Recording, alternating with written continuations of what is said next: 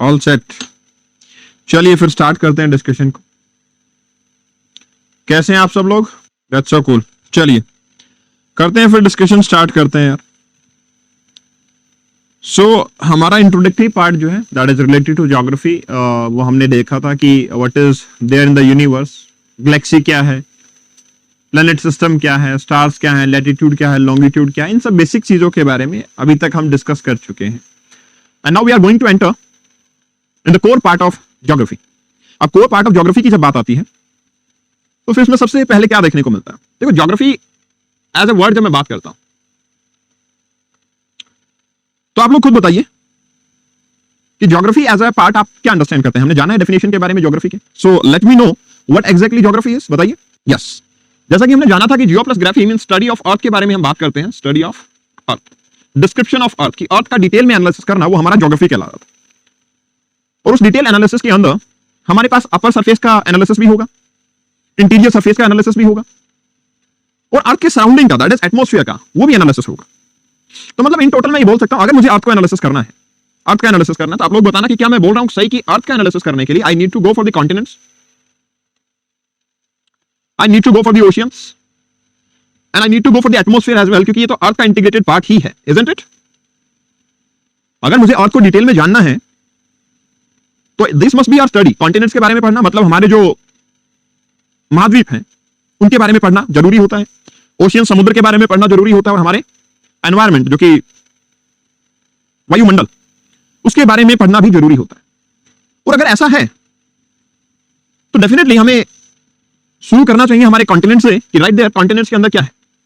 मतलब एग्जैक्टली अगर मैं अर्थ की टूर्स देख रहा हूं तो अर्थ में मुझे क्या क्या चीजें देखने को मिलती हैं, बिकॉज मुझे पता है कि अर्थ के ऊपर अगर आप एक जगह से दूसरी जगह पे जा रहे हैं आपको माउंटेन्स मिलते हैं, आपको प्लेटू भी मिलता है, आपको किसी प्लेसेस पे काफी ट्रेंचेस भी मिलते हैं, प्लेन एरिया भी मिलता है, मतलब काफी सारी चीजें आपको देखने को मिल जाती है।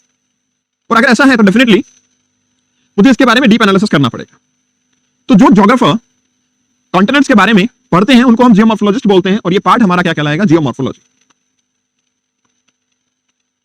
और अगर मैं सीधी भाषा में बोलूं तो ये है आपकी ज्योग्राफी की शुरुआत। ठीक है, ये जो पार्ट है, अभी जो हमने पहले इंट्रोडक्टरी पार्ट को देखा था, जस्ट कि इनर प्लेनेट क्या है, आउटर प्लेनेट क्या है, प्लेनेट है तो क्या है, मून है तो क्या डिफरेंस है, सन है तो क्या डिफरेंस है, वो सब चीजें हमने जानने की कोशिश की। अभी हमें क्या करना है? अभी हमें जानना है कि कॉन्टिनेंट्स के बारे में किस तरीके से हमें अंडरस्टैंड करना चाहिए, क्योंकि जब ज्योग्राफर्स ने स्टडी करना शुरू किया कि ज्योग्राफी एज ए पार्ट हम किसकी स्टडी करें, सबसे पहले क्योंकि हम अर्थ पे ही रह रहे थे, इसलिए सबसे पहले उन्होंने अर्थ के बारे में स्टडी करना शुरू किया। जैसे जैसे टेक्नोलॉजी एडवांसमेंट हुआ वैसे वैसे क्या होता चला गया?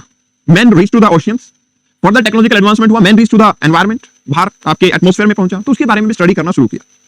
अब इनिशियली क्या हुआ करता था? इनिशियली हम देखते हैं कि मैन के पास में, जैसे आपका इंडस वैली सिविलाइजेशन की जब आप बात करते हो, जब आप इंडस वैली सिविलाइजेशन की बात करते हो तो उस टाइम पे डू यू नो कि कौन कौन गॉड हुआ करते थे इंडस वैली सिविलाइजेशन में? जो लोग रहते थे वो किसको भगवान मानते थे, किसकी पूजा करते थे? कोई आइडिया?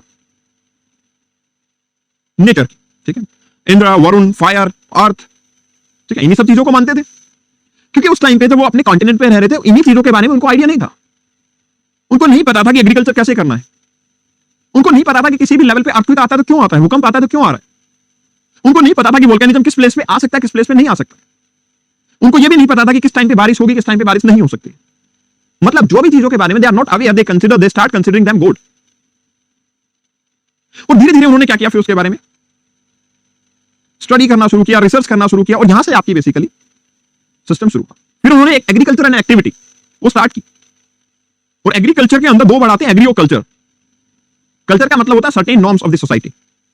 तो क्योंकि वो सारे लोग इकट्ठे होकर एग्रीकल्चर कर रहे थे, उन्होंने कुछ रूल्स बनाए अपनी सोसाइटी के, और उसी के थ्रू उन्होंने लीड करना शुरू किया था। बट राइट देयर जैसे जैसे एडवांसमेंट बढ़ा तो सबसे पहले कंसर्न का टॉपिक था कि हम जिस प्लेस पे रहते हैं दैट इज कॉन्टिनेंट, उसको पढ़ना बहुत नेसेसरी है। और जब आपका वर्ल्ड वॉर 2 का टाइम था, ओशियन सबमरीज की डिस्कवरी हुई, तो फिर ओशियंस का भी लगा कि ओशियन के बारे में भी स्टडी करना चाहिए, जो कि हम लेटर ऑन स्टडी करें। So the important thing is कि हमें अर्थ के सरफेस के बारे में जानना जरूरी है। What exactly is the earth surface, और क्यों जानना जरूरी है? That is the diversity. जो हम डाइवर्सिटी देखते हैं, अब किसी प्लेन एरिया के अंदर जाते हो, यू फाउंड कि एग्रीकल्चर बहुत एक अच्छी एक्टिविटी की तरह चल रहा है, but at certain place immediately मुझे मिलता है कि हिमालयाज आर द रीजन। उसी एरिया में मुझे पता लगता है कि there is a country Nepal जिसके अंदर की अर्थक्वेक इतना स्ट्रांग आ जाता है कि we doesn't have any kind of explanation कि किस तरीके से वहां के लोगों को बचाया जाए। इन द सिमिलर वे कितनी अमेजिंग चीज है कि अगर आप लोगों को मान लो ये मन में आ जाता है कि यार मुझे वर्ल्ड को ट्रैवल करना है, तो ऑब्वियसली बात है, सबसे पहले मुझे क्या चाहिए? डायरेक्शन चाहिए ना, कि वर्ल्ड में ट्रैवल करना तो मुझे कहां जाना है? मुझे नॉर्थ जाना है, मैं साउथ में जाऊंगा, मैं वेस्ट में जाऊंगा, मैं ईस्ट में जाऊंगा, मुझे कैसे पता लगेगा? ऑब्वियसली उस मैग्नेटिक कंपास से पता लगता है। वो किस तरीके से काम करता है? How I get to know कि वो कैसे काम करेगा? इन सारी चीजों को हमें जानना बहुत जरूरी है, और इसी के लिए we need to study about geomorphology, magnetism of earth, definitely. In the similar way some time हमें यह भी देखना होता है, कि वोल्केनिज्म किसी प्लेस पे हो रहा है, तो आई फाउंड कि genuinely there are certain people जो कुछ उस प्लेस पे बैठ जाते हैं, लावा बाहर निकल रहा है, वो बैठ के आराम से देख रहे हैं उसको। लेकिन कुछ जगह ऐसी भी होती है जहां से लावा बाहर निकलता है, और वो इतने ब्लास्ट से निकलता है कि उसके आसपास रहना भी कॉम्प्लिकेटेड। तो ये लावा क्यों आता है, तो कैसे वो ब्लास्ट करता है, कैसे वो बहुत ग्रेजुअल निकलता है, इन सब चीजों के बारे में हम जानेंगे। और ये सारी चीजें किसमें कहलाती हैं? आपकी जियोमॉर्फोलॉजी। ये सारी चीजें किसके अंदर आती हैं? जियोमॉर्फोलॉजी के बारे में बात। तो उन्हीं जियोमॉर्फोलॉजिकल सिस्टम को हम जानने की कोशिश करेंगे, और यहीं से आपकी मेन ज्योग्राफी की जो ब्रांच है वो स्टार्ट होती है। ठीक है, तो राइट हियर मुझे पता लगता है, जब मैं अर्थ सरफेस की बात करता हूं तो मुझे पता लगता है अर्थ सरफेस के ऊपर mountains, plateaus, plain area, lakes, island, multiple features जो है मुझे नजर आते हैं। और वो मल्टीपल फीचर किसकी वजह से होते हैं? भाई कोई तो फोर्स काम कर रहा होगा ना। जैसे आप लोग जब भी कोई काम करते हो, फॉर एग्जाम्पल मुझे अगर इस रिमोट को एक प्लेस से दूसरे प्लेस पे ले जाना, तो आई नीड अ फोर्स, एक फोर्स मुझे चाहिए उसके अंदर। तो वैसा ही फोर्स अर्थ को भी चाहिए। अगर अर्थ के ऊपर कुछ भी डेवलप होना है, माउंटेन डेवलप होना है, प्लेटू डेवलप होना है, लेक्स बननी है, आइलैंड बनने, कोई भी चीज बननी है अगर, तो अर्थ के ऊपर हमें कुछ फोर्सेस की रिक्वायरमेंट होती है। और अर्थ पे जो फोर्सेस इंप्लीमेंट होते हैं उनमें दो ही फोर्स होते हैं, एक होता है एंडोजेनेटिक और एक होता है एक्सोजेनिक। अब ये क्या मतलब होते हैं? ये कौन से फोर्सेस होते हैं? एक बार उसको देखते हैं। देखो, मान लो आज के टाइम पे लेट्स से आप हिमालयस की बात करते हैं, तो हिमालयस की बात करोगे, हिमालयस की हाइट, एवरेज हाइट कितनी है हिमालयस की? और हाईएस्ट क्या पॉइंट है? माउंट एवरेस्ट, उसकी हाइट कितनी है? 8000 मीटर मान लो एवरेज हम ले लेते हैं, ठीक है ना, हम एवरेज हाइट ले लेते हैं 8000 मीटर। लेकिन आप मुझे ये बताओ, जो आज हाइट है, क्या वो आने वाले टाइम पे भी उतनी ही रहने वाली है? क्या आने वाले टाइम पे भी 8000 ही रहेगी, या कम या ज्यादा हो सकती है? ऑब्वियसली चेंज देखने को मिलेगा। जैसे अगर मैं आज की बात करूं तो अरावली जिस टाइम पे अपने यंग फोल्ड माउंटेन थे, यंग माउंटेन की फॉर्म में जब अरावली थे, तो अरावली की हाइट ऑल टुगेदर अलग थी। लेकिन आज जब मैं बात करता हूं तो अरावली की हाइट कुछ अलग है, तो मतलब चेंज हो रहा है। अब मुझे ये बताइए कि ये चेंज होता क्यों है, कारण क्या है, व्हाट इज द रीजन? अगर मेरे पास हिमालयस हैं जिनकी सर्टेन हाइट है, तो आप बता सकते हैं मेरे को कि क्यों हाइट में चेंज होता है? ओके, एक आंसर आया कि विंड स्पीड की वजह से, आंसर आया विंड स्पीड की वजह से, दूसरा आंसर आया वोल्केनो की वजह से, और क्या हो सकता है इसके अलावा? कोई आइडिया? क्लाइमेटिक चेंज की वजह से, क्लाइमेटिक चेंज एक आंसर आता है। ठीक है, और क्या हो सकता है? और कोई रीजन नजर आ रहा है? टेक्टोनिक प्लेट्स कुछ बोल रहे हैं, अर्थक्वेक बोला जा रहा है, अर्थक्वेक की वजह से, भूकंप आएगा तो चेंज हो जाएगा। और कोई रीजन? ओके, ह्यूमन एक्टिविटी की वजह से। डेफिनेटली हम अपने घर पे कोटा स्टोन लगाएंगे तो ऐसे ही वहां से भी ले आएंगे, तो ह्यूमन एक्टिविटी भी काफी इंपॉर्टेंट रोल प्ले कर देती है इसमें। ठीक है, तो मतलब अगर मैं इनको कैटेगराइज करूं, ठीक है, तो मैं ये बोल सकता हूं, देखो कुछ फोर्सेज ऐसे हैं जो बाहर से लग रहे हैं, कुछ फोर्सेज ऐसे हैं जो बाहर से इंप्लीमेंट हो रहे हैं। बाहर से इंप्लीमेंट जैसे कि हवा बाहर से आती है, सराउंडिंग अर्थ के अंदर से तो कुछ नहीं हो रहा ना। जो फोर्सेज बाहर से एक्ट हो रहे हैं अर्थ के अंदर से कुछ नहीं है, हवा बाहर से आ रही है। और क्या क्लाइमेट चेंज अभी हम बाहर से ही देख रहे हैं, ह्यूमन एक्टिविटी वो भी बाहर से नजर आ रही है। लेकिन ये दो फोर्सेज हैं, वोल्केनोज और अर्थक्वेक, ये बाहर से नहीं है, कुछ अंदर से, अर्थ के अंदर में कुछ ऐसा होता है जिसकी वजह से ये फोर्सेज इनेक्ट करते हैं। यस और नो? डेफिनेट है, बिल्कुल सही है। Everyone have any idea? Okay, तो मैं ये बोल सकता हूं कि मेरे पास में अर्थ के ऊपर कोई भी डेवलपमेंट जब होती है तो दो टाइप के फोर्सेज इनेक्टमेंट में आते हैं। एक फोर्स ऐसा होता है जो कि आपका बाहर से लगता है, और बाहर से लगता है मतलब उसको एक्सोजेनिक के नाम से जाना जाता है। ऐसा फोर्स जो कि किसी भी चीज की डेवलपमेंट कर रहा है, वो चेंज कर रहा है उसको, लेकिन वो बाहर से कर रहा है, तो उसको मैं एक्सोजेनिक फोर्स के नाम से जानता हूं। और एक ऐसा भी फोर्स है जो अर्थ के इंटीरियर, अर्थ के अंदर से कहीं कुछ काम कर रहा है, उसको मैं एंडोजेनिक के नाम से, उसको मैं बोलता हूं एंडोजेनिक फोर्सेस। तो अर्थ की डेवलपमेंट में मेरे पास दो इंपॉर्टेंट फोर्सेस आ जाते हैं। एक ऐसा फोर्स है जो बाहर से लग रहा है, एक्सोजेनिक कहला रहा है, और एक ऐसा फोर्स है जो अर्थ के अंदर से लग रहा है और एंडोजेनिक कहला रहा है। तो मेरे पास दो ही फोर्सेस थे, एक्सोजेनिक और एंडोजेनिक।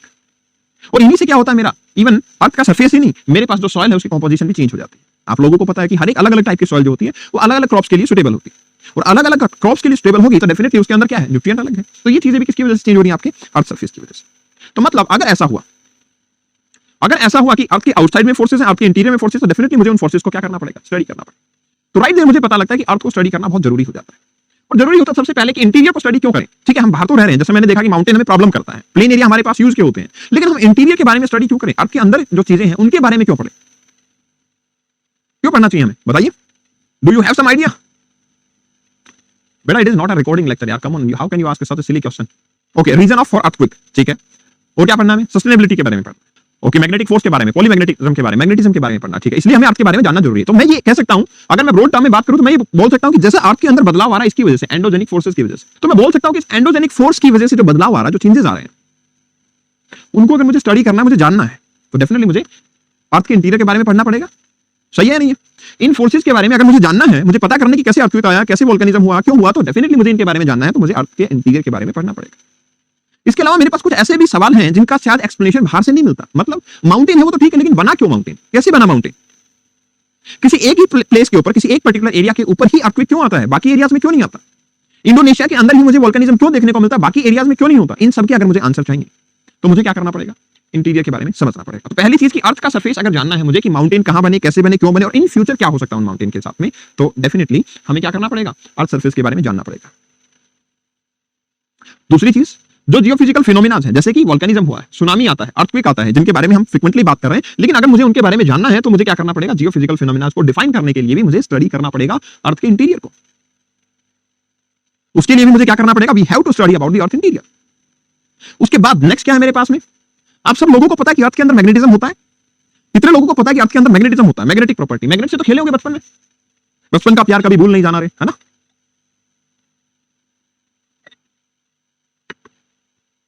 तो मतलब मैग्नेट जो है, मैग्नेट बहुत बार लेते थे ना, दो मैग्नेट लिया, पास में लेके आ रहे हो, उसको दूर लेके जा रहे हो, कई बार वो उसको फोर्सफुली हम पास में लेके आते, लेकिन क्या होता था? एक दूसरे को फोर्स लगा के वो बाहर की तरफ ले जाते, है ना? तो अगर मुझे जानना है कि यार एग्जैक्टली वो मैग्नेटिज्म आया कहां से, और उसी तरीके से जो आपका मैग्नेटिक कंपास है वो कैसे मतलब ऐसे अरेंज करता है, हम ऐसे रखते हैं, कैसे भी घुमाओ उसको, नॉर्थ साउथ अपने आप बता देता है। यू डोंट फील कि यार बहुत बहुत अमेजिंग चीज है? होता नहीं होता? आज उसके बारे में जानेंगे, अर्थ के इंटीरियर को स्टडी करते हुए उसके बारे में जानने की कोशिश करेंगे कि क्या आपके बेसिकली ऐसे सिस्टम है, ऐसा सिचुएशन है, ऐसे पार्टिकल, ऐसा फिनोमेना है जो अर्थ के मैग्नेटिज्म को एक्सप्लेन करता है। तो मतलब अगर मुझे अर्थ का मैग्नेटिक फील्ड स्टडी करना है तो भी मुझे नीड होगी कि अर्थ के इंटीरियर के बारे में स्टडी करना पड़ेगा।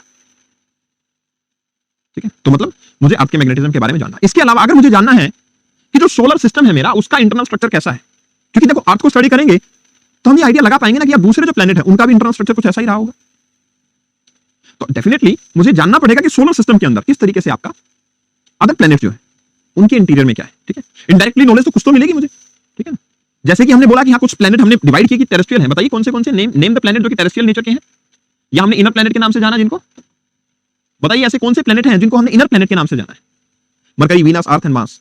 तो कुछ ये तो बोल सकते हैं एटलीस्ट ये प्लेनेट जो है वो इंटरनल कुछ वैसे ही होंगे जैसा अर्थ है। तो अगर मैंने अर्थ के बारे में स्टडी किया एटलीस्ट कुछ तो आइडिया लगेगा मुझे उसके बारे में। एंड देन आफ्टर हमें बात करनी है हमारे एटमॉस्फेयर की। एटमॉस्फेयर दिखता तो है कि हमारे पास गैसेस हैं सिर्फ, लेकिन एक्जैक्टली अगर मैं बात करूं तो एटमॉस्फेयर के पीछे भी रीजन क्या है आपका? अर्थ ही रीजन है, तो उसके बारे में भी जानने को मिलेगा। एंड फाइनली जो डायमंड हम यूज करते हैं, जो डायमंड हम अपने ऑर्नामेंट्स को बनाने में, अपने गहने बनाने में, आभूषण बनाने में यूज करते हैं, जो गोल्ड का हम यूज करते हैं, जो कोल से हम एनर्जी बनाते हैं, जो पेट्रोल हम अपनी गाड़ी में यूज करते हैं, अगर मुझे उन सब के बारे में भी जानना है, मिनरल एक्सप्लोरेशन अगर करना है, तो भी मुझे अर्थ के इंटीरियर को पढ़ना पड़ेगा। कोहिनूर, यस, आजकल कोहिनूर डायमंड जो बहुत ज्यादा न्यूज में है, तो ये जो कोहिनूर डायमंड है ये कहां से आया, कैसे यूज करेंगे, कहां कैसे डेवलप हुआ था, दीज आर द थिंग्स जो हमें चाहिए। Simple, yes. तो उन चीजों के बारे में अगर मुझे एक्सप्लोर करना है तो I have to understand the earth. तो सबसे पहले देखते हैं कि जियोफिजिकल फिनोमेना की जो हम बात कर रहे हैं, जियोफिजिकल फिनोमेना में क्या है। तो जियोफिजिकल फिनोमेना जो है उसमें एक हमारे पास आता है कैटास्ट्रोफिक इवेंट। तो जब मैं ये वर्ड यूज करता हूं कैटास्ट्रोफिक इवेंट, तो अर्थ के अंदर आपके दो टाइप के इवेंट होते हैं। ठीक है, कोई भी इवेंट जब अर्थ में होता है तो वो दो टाइप का होता है, एक होता है कैटास्ट्रोफिक, एक होता है डायस्ट्रोफिक। देखो जैसे माउंटेन की डेवलपमेंट, आपने भी देखा यार माउंटेन की डेवलपमेंट ऐसा तो नहीं कि आज हम बैठे थे तो कुछ भी नहीं था घर के सामने, सुबह अगली सुबह उठे तो माउंटेन था। ऐसा हुआ क्या कभी? नेवर, इट नेवर हैपेंस, ये कभी नहीं होता। मतलब एक ऐसा प्रोसेस जो कि बहुत स्लोली होता है। यस, एक ऐसा प्रोसेस भी होता है जो बहुत फास्ट होता है, जैसे अर्थक्वेक आना। अर्थक्वेक में तो ऐसा नहीं होता कि हमें 2 घंटे या 3 घंटे पहले गाइडलाइन मिल जाती है कि ऐसा कुछ होने वाला है, आप प्रिपेयर हो जाओ। वो तो सडनली आ जाता है। मतलब मुझे दो टाइप के इवेंट नजर आते हैं, एक ऐसे इवेंट होते हैं जो सडन हो जाते हैं, अचानक से हो जाते हैं, और एक ऐसे इवेंट होते हैं जो कि स्लो होते हैं, बहुत स्लोली चलते हैं। तो उन्हीं के बारे में मुझे जानने की प्रैक्टिस करनी पड़ेगी। तो राइट हियर मुझे पता लगता है कैटास्ट्रोफिक इवेंट जो एकदम से हो जाते हैं, सडन होते हैं, जैसे कि अर्थक्वेक है, वोल्केनिक इरप्शन है, इनके बारे में अगर मुझे जानना तो वो सारे जियोफिजिकल फिनोमेना हैं। सिमिलरली अर्थक्वेक आता है या वोल्केनिज्म होता है, तो अर्थक्वेक क्या होगा? सडन शेकिंग ऑफ अर्थ, अर्थ का अचानक से टेक्टोनिक मूवमेंट होना, अर्थ का अचानक से हिल जाना, वो सारा क्या कहलाता है? अर्थक्वेक कहलाता है। वोल्केनिज्म का मतलब होता है अर्थ के इंटीरियर से कुछ बाहर निकलना, दैट इज हॉट मोल्टन लावा। ठीक है, हॉट मोल्टन लावा का अर्थ के इंटीरियर से निकलना वो क्या कहलाता है आपका? ठीक है, वो वोल्केनिज्म कहलाता है। ठीक, सो ये चीज मुझे पता लगती है कि डेफिनेटली हाँ, ताइवान में आज अर्थक्वेक आया, आज की ही न्यूज़ है, ताइवान में अर्थक्वेक आया। तो डेफिनेट सी बात है यार, यहां पे अगर अर्थक्वेक आया तो मुझे उसके ऊपर फोकस करना पड़ेगा। या तो ये क्या है, ये क्यों आया, ऐसा अर्थक्वेक क्यों आया, what is the main reason? और अगर मैं बात करूं 2 दिन पहले की, तो वहां पे उस टाइम तो मैग्नीट्यूड वाज क्वाइट हाई। तो ये सब चीजों के बारे में अगर जानना है तो जियोफिजिकल फिनोमेना। टेक्टोनिक का मतलब होता है एक्चुअली क्या है, जो वर्ल्ड है आपका, पूरा जो आपका ज्योग्राफी है वो छोटे छोटे पार्ट में डिवाइडेड है। ऐसा नहीं है कि पूरा, जैसे हम नॉर्थ अमेरिका बोलते हैं, हम साउथ अमेरिका बोलते हैं, तो ये कुछ प्लेट्स बने हुए हैं अलग अलग, जिनको बोलते हैं टेक्टोनिक प्लेट। उसको हम डिटेल में पढ़ेंगे आने वाले, ठीक है, स्टडी करेंगे, पूरी थ्योरी है इसके पीछे, टेक्टोनिक थ्योरी, उसको डिटेल में पढ़ेंगे। तो ये चीज मुझे नजर आती है जियोफिजिकल फिनोमेना। दूसरा अर्थ के मैग्नेटिक फील्ड, ये क्या होता है? वैसे पहले ये बड़ा फील्ड, व्हाट इज फील्ड? देखो फील्ड क्या होता है? फील्ड का मतलब होता है जैसे आप बचपन के अंदर आपने जो मैग्नेट का आप खेलते थे कि पास में ला रहे हो, एक टाइम ऐसा होता था जब आपको फोर्स फील होता था, थोड़ी देर पहले उन पे कोई फोर्स नहीं है, लेकिन धीरे धीरे क्या हो रहा था, उनके ऊपर फोर्स आपको रियलाइज होता गया कि हाँ इस पॉइंट पे आने के बाद में मुझे उसमें फोर्स नजर आ रहा है। जो रेंज है जहां तक वो इन्फ्लुएंस कर सकती है, तो मतलब अर्थ के सराउंडिंग में एक रेंज होगी जहां तक अर्थ का मैग्नेटिक फील्ड जो है वो इंपैक्ट कर पाएगा, उसको मैं क्या बोलूंगा? अर्थ मैग्नेटिक फील्ड, ठीक है। वो क्या कहलाएगा? आपका अर्थ मैग्नेटिक फील्ड। तो अगर मुझे अर्थ के मैग्नेटिक फील्ड के बारे में जानना है, जो कि किसकी वजह से होता है? कन्वेक्शन करंट की वजह से होता है। ये कन्वेक्शन करंट को भी स्टडी करेंगे हम कि एग्जैक्टली कन्वेक्शन करंट क्या है। लेकिन मुझे यहाँ पे पता लगता है कि जो आउटर कोर है अर्थ को, जब मैं डिवाइड करूंगा, अभी थोड़े टाइम में हम करने वाले हैं अर्थ को डिवाइड, तो डिवाइड करेंगे तो अर्थ की एक लेयर ऐसी आएगी जिसकी वजह से आपका अर्थ का मैग्नेटिक फील्ड होता है, और उस मैग्नेटिक फील्ड को मुझे क्या करना है? स्टडी करना है। इसी तरीके से जब मैं लाइफ की बात करता हूं on earth, that would not be possible. मैं अगर बताऊं आपको क्या लगता है, अगर अर्थ का मैग्नेटिज्म नहीं होता तो क्या लाइफ पॉसिबल थी अर्थ पे? क्या अगर मैग्नेटिज्म नहीं होता तो क्या लाइफ पॉसिबल थी?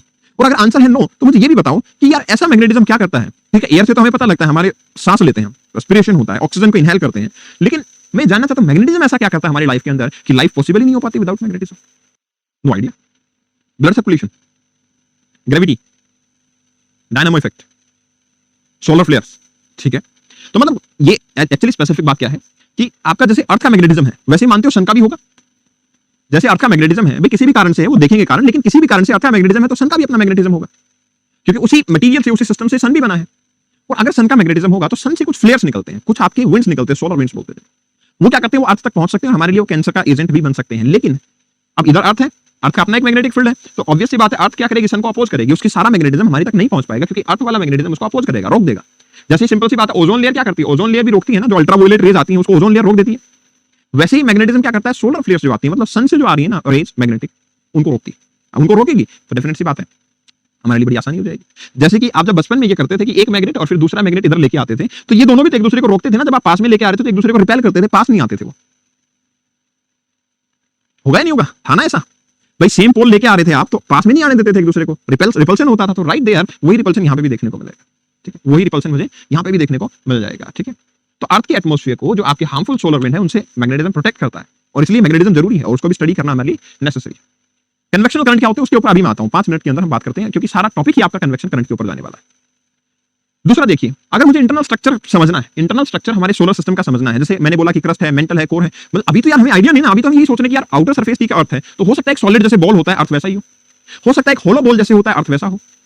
तो इट डिपेंड कि एग्जैक्टली अर्थ कैसा है। अगर मुझे उसके बारे में जानना है तो भी मुझे इंटरनल स्ट्रक्चर को पढ़ना पड़ेगा। और अभी आपके पास एक रीजन आएगा, एक मीडियम आएगा, क्योंकि कुछ पढ़ने के लिए मुझे कुछ तो देखना पड़ेगा, कैसे पढ़ूं मैं अर्थ को, उसके बारे में भी बात करेंगे। लेकिन अगर मुझे जानना है कि अर्थ के इंटीरियर में क्या है, हो सकता है लिक्विड हो सकता है गैस हो सकता है ये होलो स्फेरिकल हो सकता है ये सॉलिड स्फेरिकल हो। आपको वैसे क्या लगता है कि अर्थ का इंटीरियर कैसा होगा? क्या लिक्विड मिलेगा या गैस मिलेगा? बताइए। या हो सकता है खाली हो, कुछ भी ना हो, बिल्कुल बाहर का सरफेस बस सॉलिड है, बाकी कुछ है ही नहीं, ऐसा हो सकता है क्या? ओके, आप मोस्टली लोगों ने बोला कि लिक्विड है, मोस्टली लोगों ने कमेंट दिया लिक्विड है, लेकिन हमें कैसे पता लगा कि अर्थ का इंटीरियर लिक्विड है? और ये पूरा अर्थ का इंटीरियर लिक्विड है भी नहीं, हम देखेंगे इसके अंदर कि और क्या क्या मटेरियल इसके अंदर है एग्जैक्टली। तो उसके लिए मुझे अर्थ का इंटीरियर पढ़ना पड़ेगा, और इसी से मैं ये बोल सकता हूं कि उसी सिस्टम से हमारे पास अदर सोलर सिस्टम की भी फॉर्मेशन हुई है, सिमिलर पैटर्न से हुई है, तो लगभग वही चीजें दूसरे प्लैनेट्स के अंदर भी मिलेंगी, दूसरे ग्रह पे भी वही चीजें मिलेंगी। इसके अलावा जैसे मैंने बोला कि evolution and composition of atmosphere, atmosphere के बारे में अगर मुझे जानना है तो उस केस में भी मुझे क्या करना पड़ेगा? अर्थ के मैग्नेटिज्म को, अर्थ के इंटीरियर को पढ़ना पड़ेगा। क्योंकि आप लोगों को याद होगा जब हम अर्थ के बारे में बात कर रहे थे, उसके डेवलपमेंट की बात कर रहे थे, तो हमने क्या देखा था कि अर्थ से काफी सारी गैसेस निकली, एटमॉस्फेयर में गई, फिर मिलियन ऑफ ईयर्स तक बारिश हुई और वो गैसेस खत्म हो गई, और लेफ्ट ओवर गैसेस से हमारा एटमॉस्फेयर बना। तो क्या अर्थ का इंटीरियर मुझे ये नहीं बता पाएगा कि कौन से गैसेस उस टाइम पे गई होंगी? बिल्कुल बताएगा। इसके अलावा हमें कैसे पता लगेगा? हमारे पास इसके अलावा कोई वे ही नहीं है। एग्जैक्टली जब हम अर्थ के अंदर जाके देखेंगे तभी मुझे पता लगेगा कि किस तरीके से अर्थ का इंटीरियर जो है स्टडी करना शुरू किया, राइट। तो यहां पे ऑक्सीजन जो है वो कहां से आया, CO2 कैसे डेवलप हुआ, ग्रीन हाउस गैसेस कहां से आई है, ओजोन का जो प्रोटेक्शन हमारे पास अल्ट्रावायलेट रेज से प्रोटेक्शन होता है वो भी आपके इंटीरियर ऑफ अर्थ की वजह से ही डेवलप हुआ था। तो इन सब चीजों के बारे में अगर मुझे जानना है तो डेफिनेटली मुझे अर्थ के इंटीरियर के बारे में स्टडी करना जरूरी हो जाता है, ठीक है। इसके अलावा अगर मिनरल एक्सप्लोरेशन करना है, आपको क्या लगता है कैसे पता लगता होगा किसी एरिया, जैसे बॉम्बे हाई पे ऑयल है, एक्सट्रैक्शन करते हैं, तेल निकालते हैं बॉम्बे हाई से हम, आपको क्या लगता है कैसे पता लगता होगा कि इस पर्टिकुलर सरफेस के अंदर मुझे ऑयल मिल सकता है? क्या हम हर जगह पे खोद के देखते होंगे? बताइए, क्या हम हर प्लेस के ऊपर हमें डिगिंग करना होगा? तो मेरे पास कुछ तो ऐसा होगा जिसकी वजह से मैं क्या करता हूं, एक प्लेस से दूसरे प्लेस से दूसरे से तीसरे पे स्टडी करता हूँ, और स्टडी करने के बाद आई गेट टू नो कि दिस इज द प्रोसेस, जिससे मैं ये बोल सकता हूँ कि हाँ मिनरल एक्सप्लोरेशन ऐसे होगा।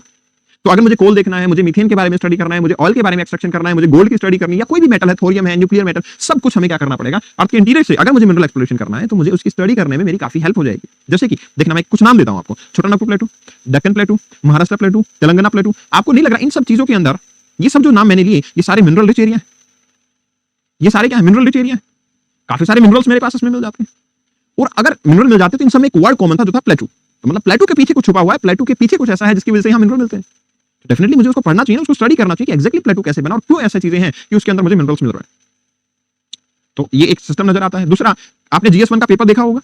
GS1 में आपसे पूछा टाइप्स ऑफ रॉक्स के बारे में, कि जो रॉक हैं उनकी टाइप्स, प्राइमरी रॉक्स के बारे में स्पेसिफिकली क्वेश्चन पूछा गया था। तो प्राइमरी रॉक के बारे में जब क्वेश्चन पूछा तो प्राइमरी रॉक्स के अंदर किस तरीके के मिनरल मिलते हैं, मतलब एक रॉक की स्टडी और उससे ये समझना कि उसके कैसे मिनरल्स मिल सकते हैं, उनके बारे में अगर मुझे जानना है तो डेफिनेटली मुझे क्या करना पड़ेगा, अर्थ के इंटीरियर को स्टडी करना पड़ेगा। ठीक है ना, अर्थ के इंटीरियर को डेफिनेटली मुझे क्या करना पड़ेगा, स्टडी करना पड़ेगा। तो ये सारी चीजें जो है ना, this is just introductory part जिसको हमें जानना है, और इन सब चीजों को आज हम डिटेल में पढ़ेंगे कि हम किस तरीके से जान सकते हैं। मतलब अब सवाल ये है कि इंटीरियर को अगर मुझे ये कारण है जिनसे पढ़ना, तो पढ़ूंगा कैसे, व्हाट इज द वे कि मैं स्टडी करूं इसके अंदर। ठीक है ना, that is point simple. So right here मेरे पास दो सोर्सेज होते हैं जिससे मैं स्टडी कर सकता हूं। वैसे आपको क्या लगता है, अगर मुझे अर्थ के बारे में, इंटीरियर के बारे में जानना है, तो आप खुद ब्रेनस्टॉर्मिंग करो कि क्या ऐसी चीजें हो सकती है जिससे मैं बात करूं कि यार ये चीजें स्टडी करनी, इस तरीके से मैं स्टडी कर सकता हूं, ये मेरा वे है, ये मेरा मेथड है जिससे मैं इंटीरियर को स्टडी कर सकता हूं। मिनरल्स है, लावा है, माइनिंग है, डिगिंग है, ओके, साउंड वेव्स है, okay that's great, volcanic material, ठीक है, दैट इज गुड। तो मतलब मैं ये कह सकता हूं कि मेरे पास काफी सारे ऐसे मेथड्स हैं जिनसे मैं अर्थ के इंटीरियर के बारे में स्टडी कर सकता हूं। काफी सारे मेरे ऐसे मेथड्स हैं जिनमें मैं अर्थ के इंटीरियर के बारे में स्टडी कर सकता हूं। और अगर मेरे पास काफी सारे मेथड्स हैं तो उनमें से दो मेथड, मतलब ब्रॉड कैटेगरीज, एक तो डायरेक्ट कैटेगरी है, एक मेरी इनडायरेक्ट कैटेगरी है। ठीक है, मेरे पास दो कैटेगरीज हैं जिनसे अर्थ के इंटीरियर के बारे में स्टडी किया जा सकता है। दो ब्रॉड कैटेगरीज हैं, एक कैटेगरी कुछ डायरेक्ट मेथड होंगे और एक कैटेगरी होगी कुछ इनडायरेक्ट मेथड होंगे। डायरेक्ट मेथड का मतलब कुछ ना कुछ ऐसा यूज कर रहा हूं मैं जो डायरेक्टली मुझे इंफॉर्मेशन दे देगा कि अर्थ के इंटीरियर में ये चीज अवेलेबल है। जैसे कि एक प्रोसेस ऐसा है कि मैं डिगिंग करना शुरू करूं, उसको खोदना शुरू कर दें, ड्रिलिंग करना शुरू कर दें। ठीक है, अब ड्रिलिंग करना शुरू करेंगे तो इंटीरियर में जाते चले जाएंगे और हमें पता लगता जाएगा कि अर्थ के इंटीरियर में क्या है ना। लेकिन आपको लगता है कि ये फिजिबल है?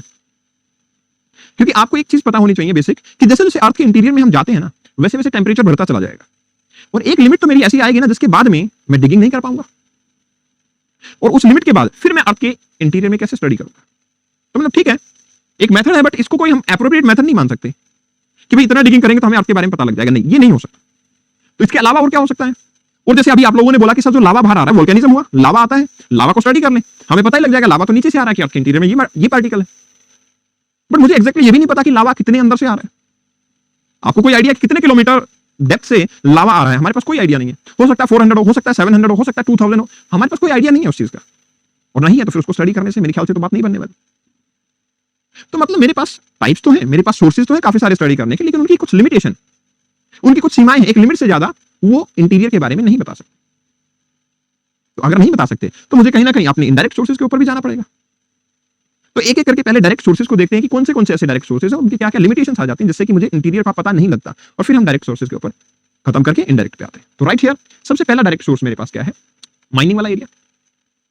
क्योंकि जब हम माइनिंग कर रहे हैं उसके इसमें क्या चल रहा है, माइनिंग करते करते मुझे पता लगता है कि हम एक डेप्थ तक जाएंगे, और डेप्थ पे जाने के बाद आई गेट टू नो कि हाँ ठीक है, सर्टेन डेप्थ के बाद में मुझे कुछ इन्फॉर्मेशन मिलेगी। बट राइट देयर मुझे पता लगता है कि यार डेप्थ पे तो एक लिमिट से ज्यादा तो मैं नहीं जा सकता। जैसे अफ्रीका के अंदर गोल्ड माइन है, ठीक है, तो वहां पे हमारे पास डिगिंग हो रही है। सिमिलरली मरियाना ट्रेंच है, वहां पे भी काफी सारी डिगिंग है। तो मतलब ये बात है कि यार एक मैक्सिमम लेवल जो हमारे पास डिगिंग का हो सकता है वो है कि 12 किलोमीटर से ज्यादा हम नहीं डिगिंग कर सकते। और अगर मैक्सिमम ये है तो अर्थ की रेडियस कितनी है? अर्थ की रेडियस कितनी है बताइए?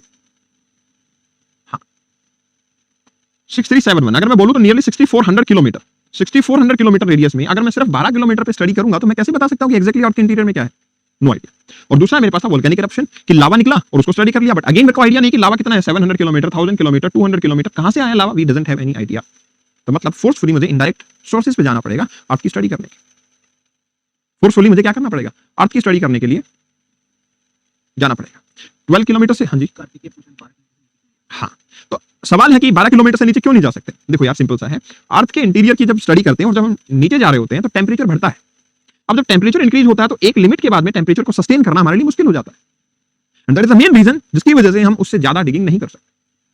ठीक है, that is the main reason जिसकी वजह से हम क्या कर सकते हैं, हम ज्यादा स्टडी नहीं कर सकते। चलिए अब अगर है ऐसा तो फिर अब सवाल आता है कि इनडायरेक्ट में क्या होगा? फिर मशीनरी कैसे काम करेंगे? इतना टेम्परेचर हो जाएगा कि क्या होगा? जेसीबी लेके जाएंगे, मेल्ट आउट हो जाएगी। Who will operate that? Technology fail हो जाएगी। तो डेफिनेटली मुझे क्या करना पड़ेगा, मुझे इनडायरेक्ट सोर्सेज पे जाना पड़ेगा। अब इनडायरेक्ट सबसे पहले मेरे पास आता है मीटियोर्स। मीटियोर्स क्या है? हमने पढ़ा था ना, मीटियोराइट, मीटियोर्स, मीटियोर्स पढ़ा था ना। हाँ, मतलब किसी अदर प्लेनेट का कोई पार्ट ऐसा होगा जो कि अर्थ के ऊपर गिर जाता है ना। किसी एक अदर प्लेनेट से कोई भी सेलेस्टियल बॉडी ऐसी चूज करो जहां से कुछ ऐसा पार्ट आएगा जो अर्थ के ऊपर पहुंच जाएगा, तो उसकी हम स्टडी करेंगे तो हम ये बता सकते हैं कि यार अगर ये इसका ऐसा स्ट्रक्चर है तो अर्थ का भी ऐसा कुछ स्ट्रक्चर रहा होगा, क्योंकि ये सिमिलर पैटर्न से बने थे। लेकिन ये तो इनडायरेक्ट है, और इनडायरेक्ट के साथ साथ में मुझे ये भी पता लगता है कि एक मीटियोर्स कितने साइज का आएगा यार। क्या अर्थ के साइज का थोड़ी मीटियोर्स पहुंचेगा, बहुत छोटे से साइज का होगा। और अगर छोटे से साइज का होगा तो डेफिनेटली वो एक प्रॉपर इन्फॉर्मेशन तो नहीं दे सकता। एग्जैक्टली क्या प्रॉपर इन्फॉर्मेशन है वो मुझे यहां से नहीं मिल सकती, ठीक है। हाँ, लूनर लेक जैसे बना हुआ है डेफिनेटली, तो मुझे पता लगता है कि मटेरियल तो वैसे सेम ही बिलोंग करेगा, सेम टाइप के मटेरियल से, बट इट्स नॉट नेसेसरी कि वो सेम टाइप से स्टडी कर सके। दूसरा, ग्रेविटेशन वेव, हाँ ये एक मेथड हो सकता है। ग्रेविटेशन वेव्स की स्टडी करना एक मेथड हो सकता है। कैसे होता है देखते हैं। मान लो लेट्स से कि ये अर्थ सरफेस है आपका, और अर्थ सरफेस पे डिफरेंट प्लेसेस पे मैं ग्रेविटी मेजर करता हूं। क्या होता है ग्रेविटी? ग्रेविटी होता है कि अर्थ अपनी तरफ कितने फोर्स से किसी चीज को अट्रैक्ट करती है। जैसे हम पत्थर ऊपर फेंकते हैं, आके नीचे गिरता है। क्यों गिरता है? क्योंकि ग्रेविटेशनल फोर्स होता है उसके ऊपर। तो ग्रेविटेशनल फोर्स से वो स्टोन पार्टिकल नीचे आते हैं। अब जब ग्रेविटेशन फोर्स से वो स्टोन पार्टिकल नीचे आते हैं तो अलग अलग प्लेस पे कुछ ग्रेविटेशन फोर्स डिफरेंट मिलेगा। जैसे कि अगर मैं ऑयल की बात करता हूं, मान लो बॉम्बे हाई के पास में हम जाएंगे और वहां पे ग्रेविटी को मेजर करते हैं, तो मुझे पता लगता है कि ऑयल अगर है, बहुत सारा लार्ज रिजर्व है ऑयल का, तो ऑयल की डेंसिटी तो कम होती है। डेंसिटी कम तो मास भी कम, और मास कम तो ग्रेविटेशन फोर्स भी कम होगा। तो मुझे पता लगता है कि डिफरेंट प्लेसेस पे जो अमाउंट ऑफ ग्रेविटेशन है वो चेंज होता है। इससे मैं ये आइडिया लगा सकता हूं किसी प्लेस पे हल्की चीजें होंगी, किसी पे भारी होंगी। लेकिन ये तो सिर्फ मुझे यही पता लगा ना कि यार मान लो इतने में ऑयल होगा। अब मैं अगर बिल्कुल जैसे 6000 किलोमीटर पे जानना चाहता हूं तो मेरे को आइडिया नहीं, I doesn't have any idea. Gravity से मुझे आइडिया नहीं लग रहा कि 6000 किलोमीटर की डेप्थ पे क्या मिलेगा, राइट और नॉट? क्या हमें ग्रेविटी से आइडिया लग पा रहा है कि 6000 किलोमीटर जाने पे क्या मिलेगा? We doesn't have any idea. तो अगर नहीं है तो फिर क्या करें? मैग्नेटिक सोर्स के बारे में स्टडी करें, कि जैसे मैग्नेटिक कंपास है उसको स्टडी करेंगे। लेकिन मैग्नेटिक कंपास भी अलग अलग प्लेसेस पे मैग्नेटिज्म ही बताएगा, इंटीरियर के बारे में कैसे पता लगेगा? फिर से हमारे पास क्या हो जाता है, हमारे हाथ बन जाते हैं कि इंटीरियर के बारे में फिर से हमें पता नहीं लग पा रहा। जैसे कि हमारे पास मैग्नेटिक फोर्स था वैसे ही ग्रेविटेशन फोर्स है बस। इसके अलावा एक होता है सिस्मिक वेव्स, और ये हमारा सबसे लॉन्ग टर्म साथी है जो हमें ये बताएगा कि अर्थ के इंटीरियर में क्या है। इसकी स्टडी हम बहुत डीप करने वाले हैं, जो हमें ये बताएगा कि अर्थ के इंटीरियर में क्या है। तो सबसे पहले तो सवाल है कि ये सिस्मिक वेव होते क्या है। सबसे पहले तो सवाल ये कि व्हाट आर सिस्मिक वेव्स।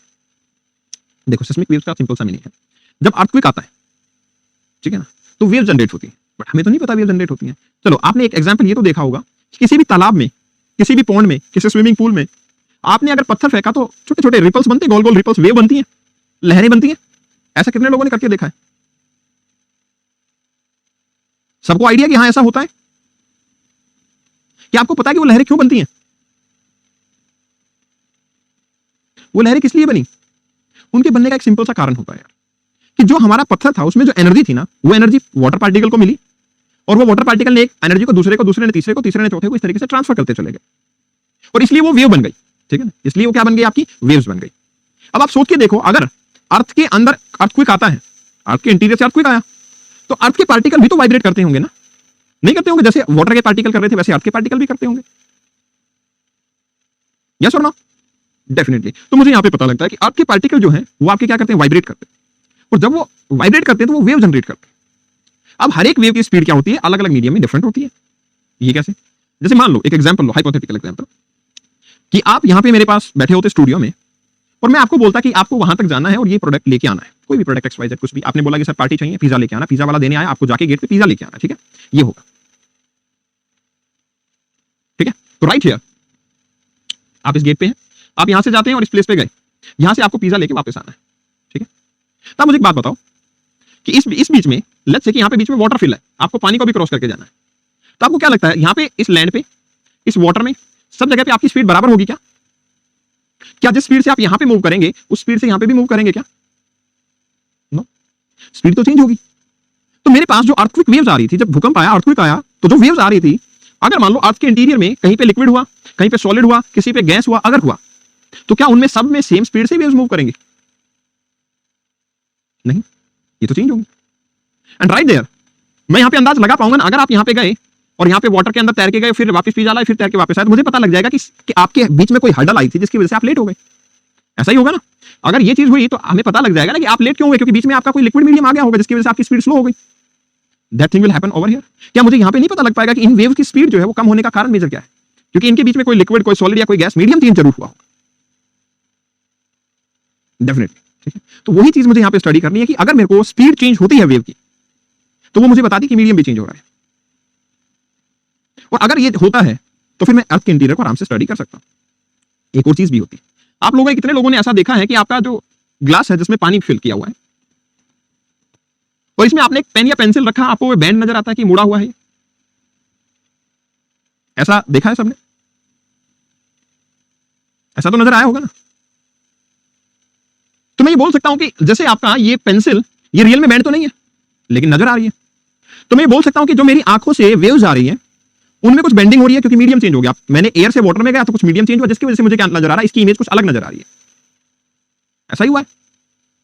तो ये चीज तो यहां भी होगी ना, अगर ये कोई भी वेव सॉलिड से लिक्विड में, लिक्विड से गैस में, गैस से सॉलिड में अगर जाती है तो इसका भी पाथ चेंज होगा।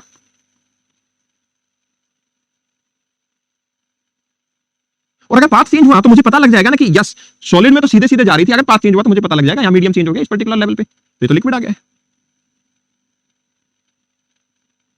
बस यही दो स्टडी करनी है मुझे सिस्मिक वेव के अंदर, उसका पाथ देखूंगा मैं और उसकी स्पीड देखूंगा। अगर मैंने दोनों को स्टडी कर लिया और मुझे पता लग गया कि हाँ this is the height, this is the depth, जहां पे क्या हो रहा है आपकी या तो स्पीड चेंज हो गई या पाथ चेंज हो गया, तो बस यही चीज मुझे देखनी है कि इससे मुझे क्या मिल जाएगा, सिस्मिक वेव के बारे में आइडिया लग जाएगा। ठीक है, ये मुझे चीज पता लग जाएगी।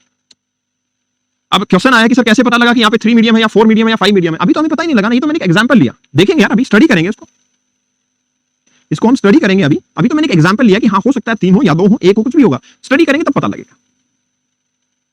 ठीक है, ओके। सो राइट हियर मुझे पता लगता है कि अगर शैडो जोन, अब शैडो जोन क्या होता है, चलिए बताइए पहले शैडो क्या होती है, व्हाट इज शैडो, क्या होता है shadow?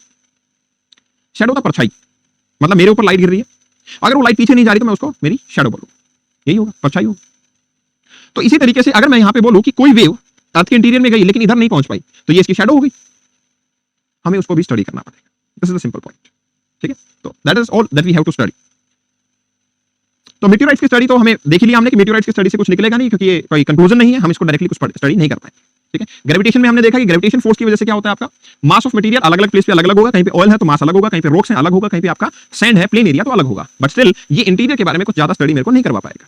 Apart from this magnetic field का मैंने देखा कि मैग्नेटिक फील्ड से मुझे पता तो लगती है अर्थ के बारे में कि हाँ कोई ऐसी तो चीज होगी जिससे मैग्नेटिज्म आ रहा है, लेकिन उस मैग्नेटिज्म से मैं अर्थ के बारे में कुछ आइडिया नहीं लगा सकता। हाँ इतना जरूर बता सकता हूं कि कोई ऐसा मटेरियल जिसका अपना एक मैग्नेटिक फील्ड होता है। ठीक है, that is simple. So right here magnetism का भी कोई खास इंटीरियर में रोल नहीं नजर आया। अब मेरे पास आ गई सिस्मिक वेव। तो सिस्मिक वेव का अगर आप देखते हो तो आपको पता लगता है कि हाँ यहाँ पे अगर अर्थक्वेक आया तो ये सिस्मिक वेव इस तरीके से बनेगी जैसे पानी में सर्कल बन रहे थे आपके, और ये सिस्मिक वेव दूर दूर तक मूव करती जाएंगी, और इसी के अकॉर्डिंग हम देखेंगे कि हमारे पास अर्थ के इंटीरियर में क्या है, इसी के अकॉर्डिंग हमें स्टडी करना है। तो राइट देयर मुझे पता लगता है कि सिस्मिक वेव्स और कुछ नहीं है, ये एक टाइप की एनर्जी होती है जो क्या करती है, अर्थ के इंटीरियर से ट्रैवल करती है। कब ट्रैवल करती है? जब आपका अर्थक्वेक आता है। तो जब भी अर्थक्वेक आएगा ये अर्थ के इंटीरियर से ये एनर्जी ट्रैवल करेगी, उस ट्रैवल एनर्जी को हम क्या करेंगे, उसके पाथ को स्टडी करेंगे, उसकी स्पीड को जानेंगे, और स्पीड को जानने के बाद मुझे पता लगेगा कि राइट देयर यही एक अच्छा प्लेस है, यही एक अच्छा मेथड है जिससे मैं अर्थ के इंटीरियर को स्टडी कर सकता हूं। ठीक है, दिस इज द बेस्ट। ठीक है, अर्थ का रेडियस भी हमें ऐसे ही पता लगा जैसे हमें अर्थ के इसको स्टडी किया, सिस्मिक वेव से ही हमें अर्थ की रेडियस का भी पता लगा था। ठीक है, अब तो वो है ठीक है 6371, लेकिन हम इसको स्टडी करेंगे तभी हमें पता लगेगा कि एग्जैक्टली अर्थ का कितना रेडियस है, लेकिन इसको तो बड़ी सिंपली से हाँ निकाला जा सकता है, उसको स्टडी करेंगे। ठीक है, तो मतलब सारी चीजें किसकी जिम्मेवारी हो गई है, सिस्मिक वेव की जिम्मेवारी है कि सिस्मिक वेव्स की अगर मैं स्टडी करता हूं तो ये मुझे बताएगी कि अर्थ का रेडियस जो है वो इतना है। अब सिस्मिक वेव की स्टडी जैसा आप लोगों को पता है कि दो चीजों से होती है, कोई भी वेव, रिफ्लेक्शन और रिफ्लेक्शन। रिफ्लेक्शन का क्या मतलब है, रिफ्लेक्शन का क्या मतलब होता है,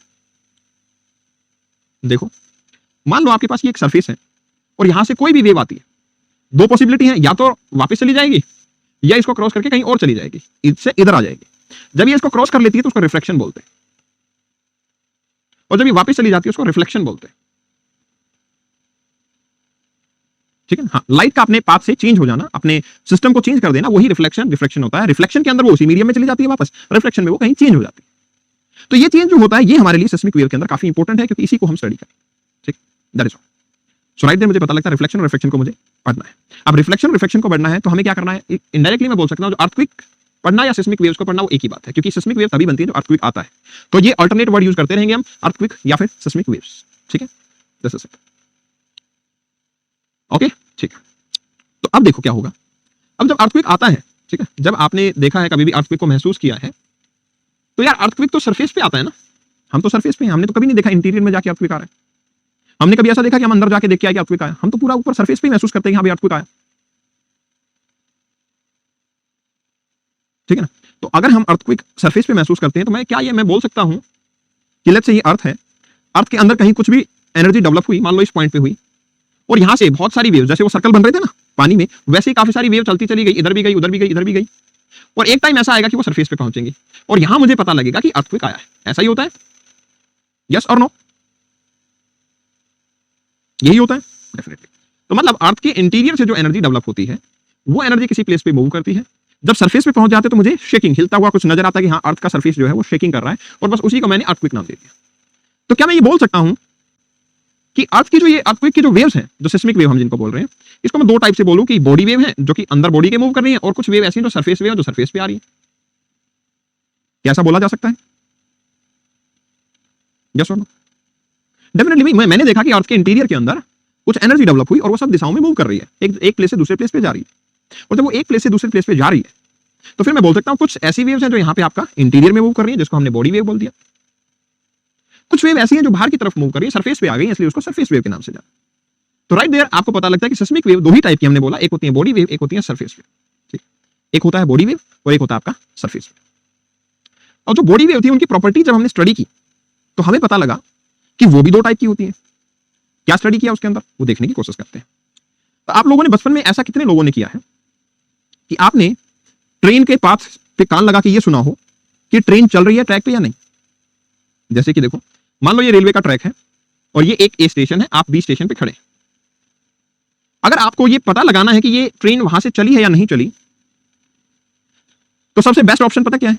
आप इस ट्रैक को छू के भी देख सकते हो, या आप इसको हल्का सा कान लगाओगे, आपको आवाज सुनाई देगी अगर ट्रेन चल रही होगी तो, वाइब्रेशन नजर आएंगे। और अगर ऐसा नहीं किया है तो करना भी मत, this is dangerous, this is a risk of life. उससे भी आसान वे है, आप स्टेशन मास्टर से पूछ सकते हैं आप कि यार चल पड़ी है या नहीं, ठीक है। बट हाँ, एक चीज तो आपने जरूर की होगी कि आप एक धागा लें और दूसरे साइड किसी और को खड़ा कर दें, आप अपना टर्न करके भी खड़े हो जाएंगे, जब वो धागे को कुछ ऐसे वाइब्रेट करेंगे तो आपके हाथ तक वाइब्रेशंस आएंगे। ये तो कर सकते हैं, ये तो हमारे लिए डेंजरस नहीं है, ठीक है। हाँ, एक कप आप लगा सकते हैं, इधर की तरफ आवाज सुनेंगे, उधर से वो अगर वाइब्रेट करेंगे तो इधर हमें आवाज आएगी, ये भी हो सकता है। ये तो किया होगा आपने बचपन में। मतलब क्या हुआ कि यहां पे अगर मैं बात करूं तो मुझे पता लगता है कि एक पार्टिकल की अपनी एक स्पीड होती है और एक वेव की अपनी एक मीडियम होता है जिससे वो ट्रेवल करती है। जैसे मान लो अभी मैं बोल रहा हूं और आप लोग इसको सुन रहे हैं, अगर बीच में एयर नहीं होती तो क्या आप मेरी आवाज को सुन पाते? बताइए। अगर बीच में हवा नहीं होती तो क्या आप सुन पाते? तो मतलब मीडियम का तो काफी इंपॉर्टेंट रोल होता है।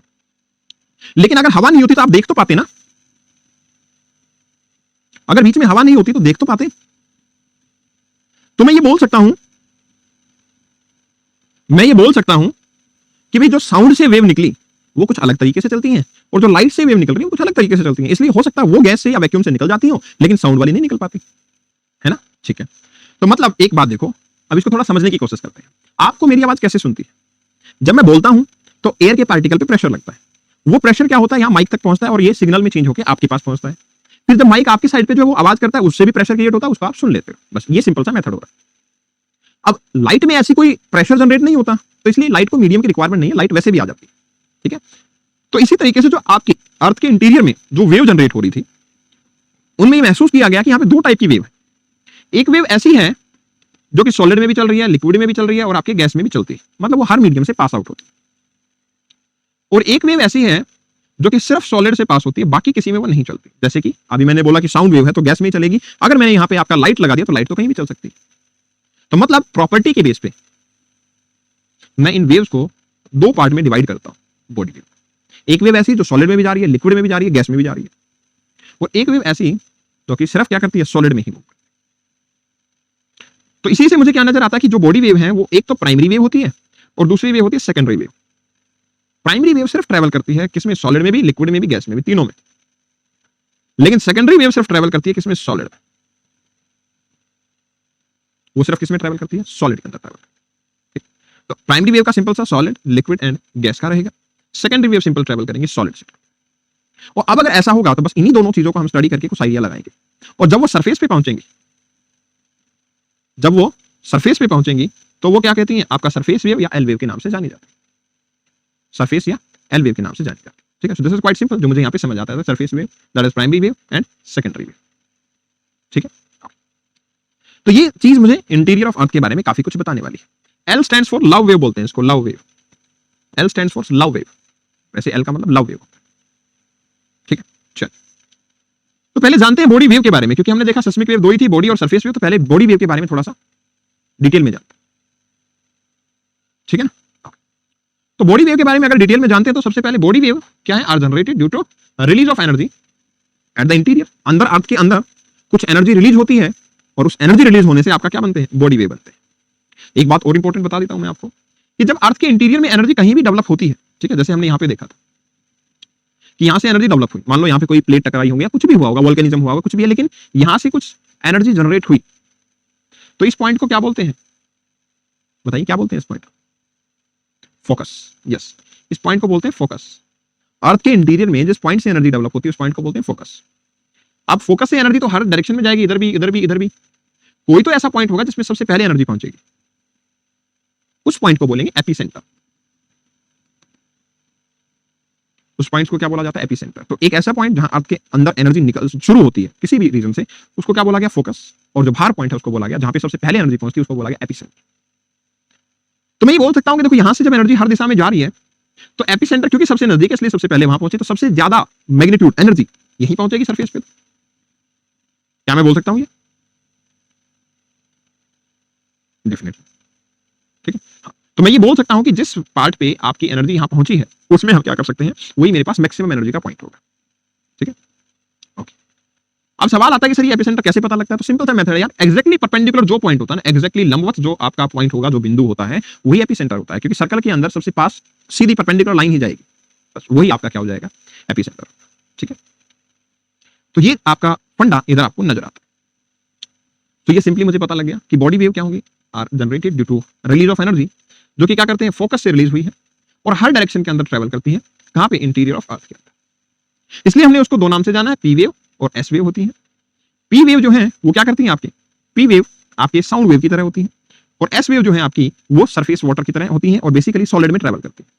अब पी वेव को हम लॉन्गिट्यूडनल वेव भी बोलते हैं, पी वेव को हम क्या बोलते हैं, लॉन्गिट्यूडनल वेव के नाम से भी जानते हैं।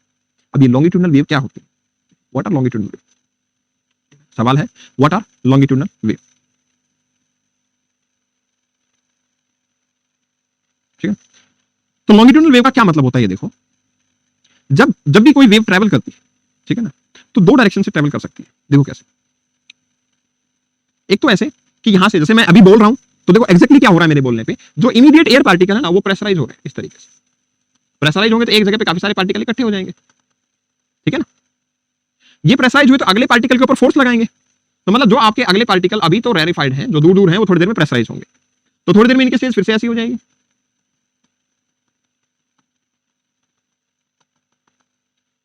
फिर उससे अगले पार्टिकल फिर रेरिफाइड मिलेंगे। तो मतलब क्या हुआ कि एक वेव जो इसी डायरेक्शन में भी जा रही है और फ्लक्चुएट भी ऐसे ऐसे कर रही है, वो क्या कहलाती है, लॉन्गिट्यूडनल वेव। एक ऐसी वेव जो जा भी इधर ही रही है और एनर्जी भी इधर ही ट्रांसफर कर रही है, वो होती है लॉन्गिट्यूडनल वेव।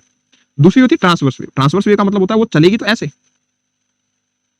लेकिन एनर्जी किधर ट्रांसफर कर रही है, एनर्जी ट्रांसफर कर रही है इधर, ठीक है ना। चल कैसे रही है, परपेंडिकुलर टू द पाथ, जो इधर जाना है एनर्जी को इधर जाना है, लेकिन वेव चल रही है ऐसे। इधर क्या होता है, एनर्जी भी इधर जा रही थी, पार्टिकल भी इधर ही जा रहे हैं, ठीक है। ये वेव की नेचर होती है, अलग अलग वेव। जैसे आप एक रस्सी लोगे, एक एंड को रस्सी के उधर बांध दो आप, ठीक है, रस्सी के एक एंड को आप किसी डायरेक्शन में बांध दो। अब आपने क्या किया, इस रस्सी को जर्क दो ऐसे, ठीक है। आपने जब ऐसे जर्क दिया तो ये वेव बनती है नहीं बनती, ऐसी बनेगी या नहीं, बिल्कुल बनेगी। लेकिन आपने जो यहां एनर्जी लगाई थी वो पहुंचेगी तो फाइनली इसी एनर्जी पे ना, इसी एंड पे पहुंची ना। जो एनर्जी यहां थी अब वो इस एंड पे पहुंच गई, तो मैं कह सकता हूं कि एनर्जी तो गई ऐसे, लेकिन पार्टिकल ऐसे मूव किए थे, रस्सी तो इस तरीके से गई है ऊपर नीचे, लेकिन एनर्जी गई है सीधी, ठीक है ना। तो आप अपने घर पे जो कपड़े झड़काते हो ऐसे करके, उसमें क्या होता है, एनर्जी तो सीधी ट्रांसफर होती है, लेकिन पार्टिकल ऐसे ऐसे मूव करता है, दिख जाए, ठीक है ना। तो बेसिक ये हो गया। यही फंडा आपका कहां नजर आता है, जब आपने एक पत्थर फेंका था, किसमें, किसी पॉन्ड में, तालाब में, वहां भी तो यही हुआ था कि जहां पे पत्थर गिरा वहां से एनर्जी गई कोनों पे, कॉर्नर्स पे गई थी ना एनर्जी, लेकिन वेव तो ऐसे ट्रैवल कर रही थी आपकी,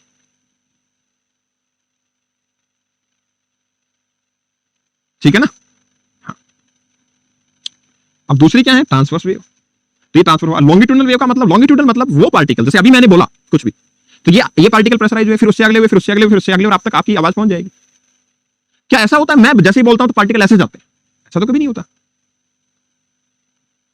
ठीक है, नेवर हैपेंस। जब जैसे ही मैंने बोला वैसे ही पार्टिकल प्रेशर हुए, फिर आगे गए, फिर आगे गए, फिर आगे गए। तो मतलब अगर आपके पास में वो जो बचपन में एक गाड़ी लाते थे ना ऐसे, यहाँ पे ऐसे एक स्प्रिंग लगा है, ठीक है, और यहाँ कुछ बंधा हुआ है आपका, आपने इसको खींचा और फिर छोड़ दिया तो क्या होगा, ये इधर जाएगा फिर वापस इधर आएगा। क्या ये भी ऐसे ऐसे ट्रैवल करता है क्या? नो। तो ये जो एक्सटेंशन हुआ इस तरीके से, एनर्जी भी इधर ही जा रही है, पार्टिकल की वेव भी ऐसी ही बन रही है। तो ये जो एक्सटेंशन है इसको क्या बोलते हैं हम? ये होता है लॉन्गिट्यूडनल और वो होता है ट्रांसवर्स। ठीक है, जैसे छोटे छोटे वो आजकल भी आते हैं ना, क्या होता है वो डोरेमोन, एक सरफेस होता है उसके ऊपर वो खड़ा होता है स्प्रिंग के ऊपर, तो उसको ऊपर करके नीचे करोगे तो ऐसे ऐसे मूव करता है। ठीक है ना, ये ट्रांसवर्स होता है। लेकिन ज्यादा टेंशन की बात नहीं है, ये इसलिए बताया गया है कि आप लोग अगर इसको पलट दिया जाए तो sir what is longitudinal, what is transverse, इसका आपसे कोई खास लेना देना नहीं है। समझ आया तो ठीक है, नहीं आया तो कोई दिक्कत नहीं है। मतलब जिन लोगों को नहीं आया ये समझ कि ट्रांसवर्स और लॉन्गिट्यूडनल क्या है, तो कोई ऐसी मैटर नहीं है।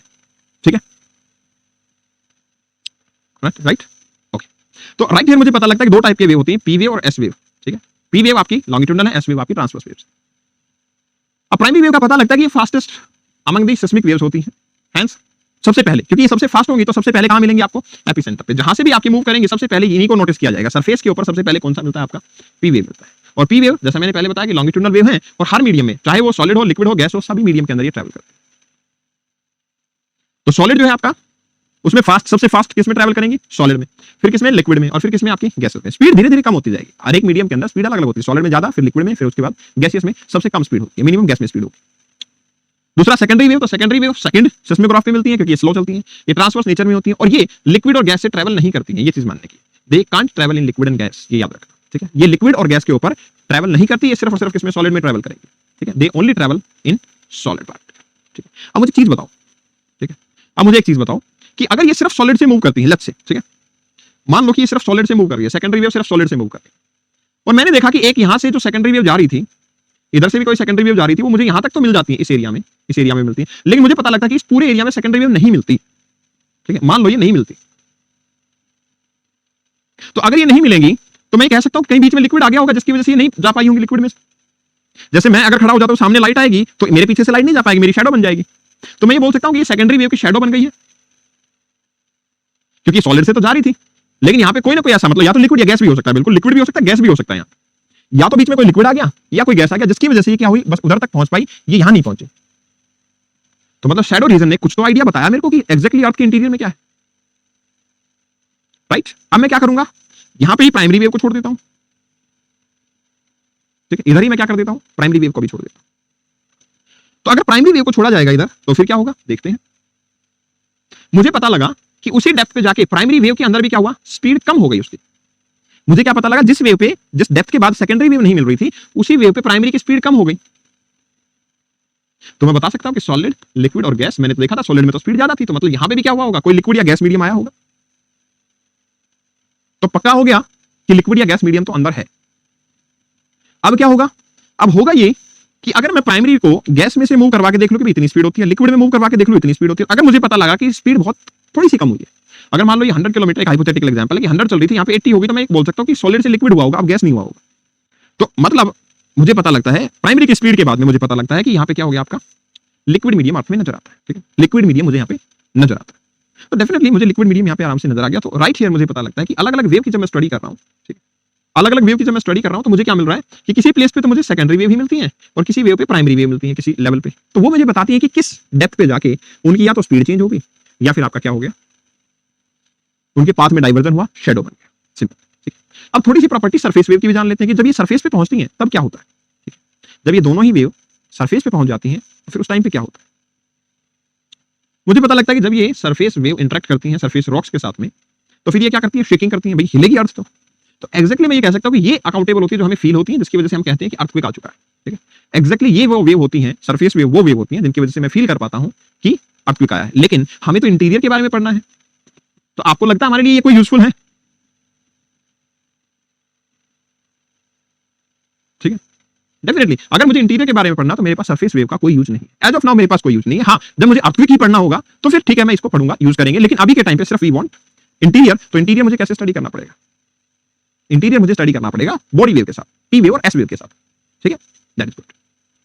ठीक है, अब बात है कि सिस्मिक वेव जो है वो कैसे मेजर करते हैं। देखो ऐसा कुछ ग्राफ बनाया जाता है जिसको सिस्मोग्राफ बोलते हैं, ठीक। सिस्मोग्राफ बोलते हैं, वो हमें अर्थक्वेक के बारे में बताता है, ठीक है।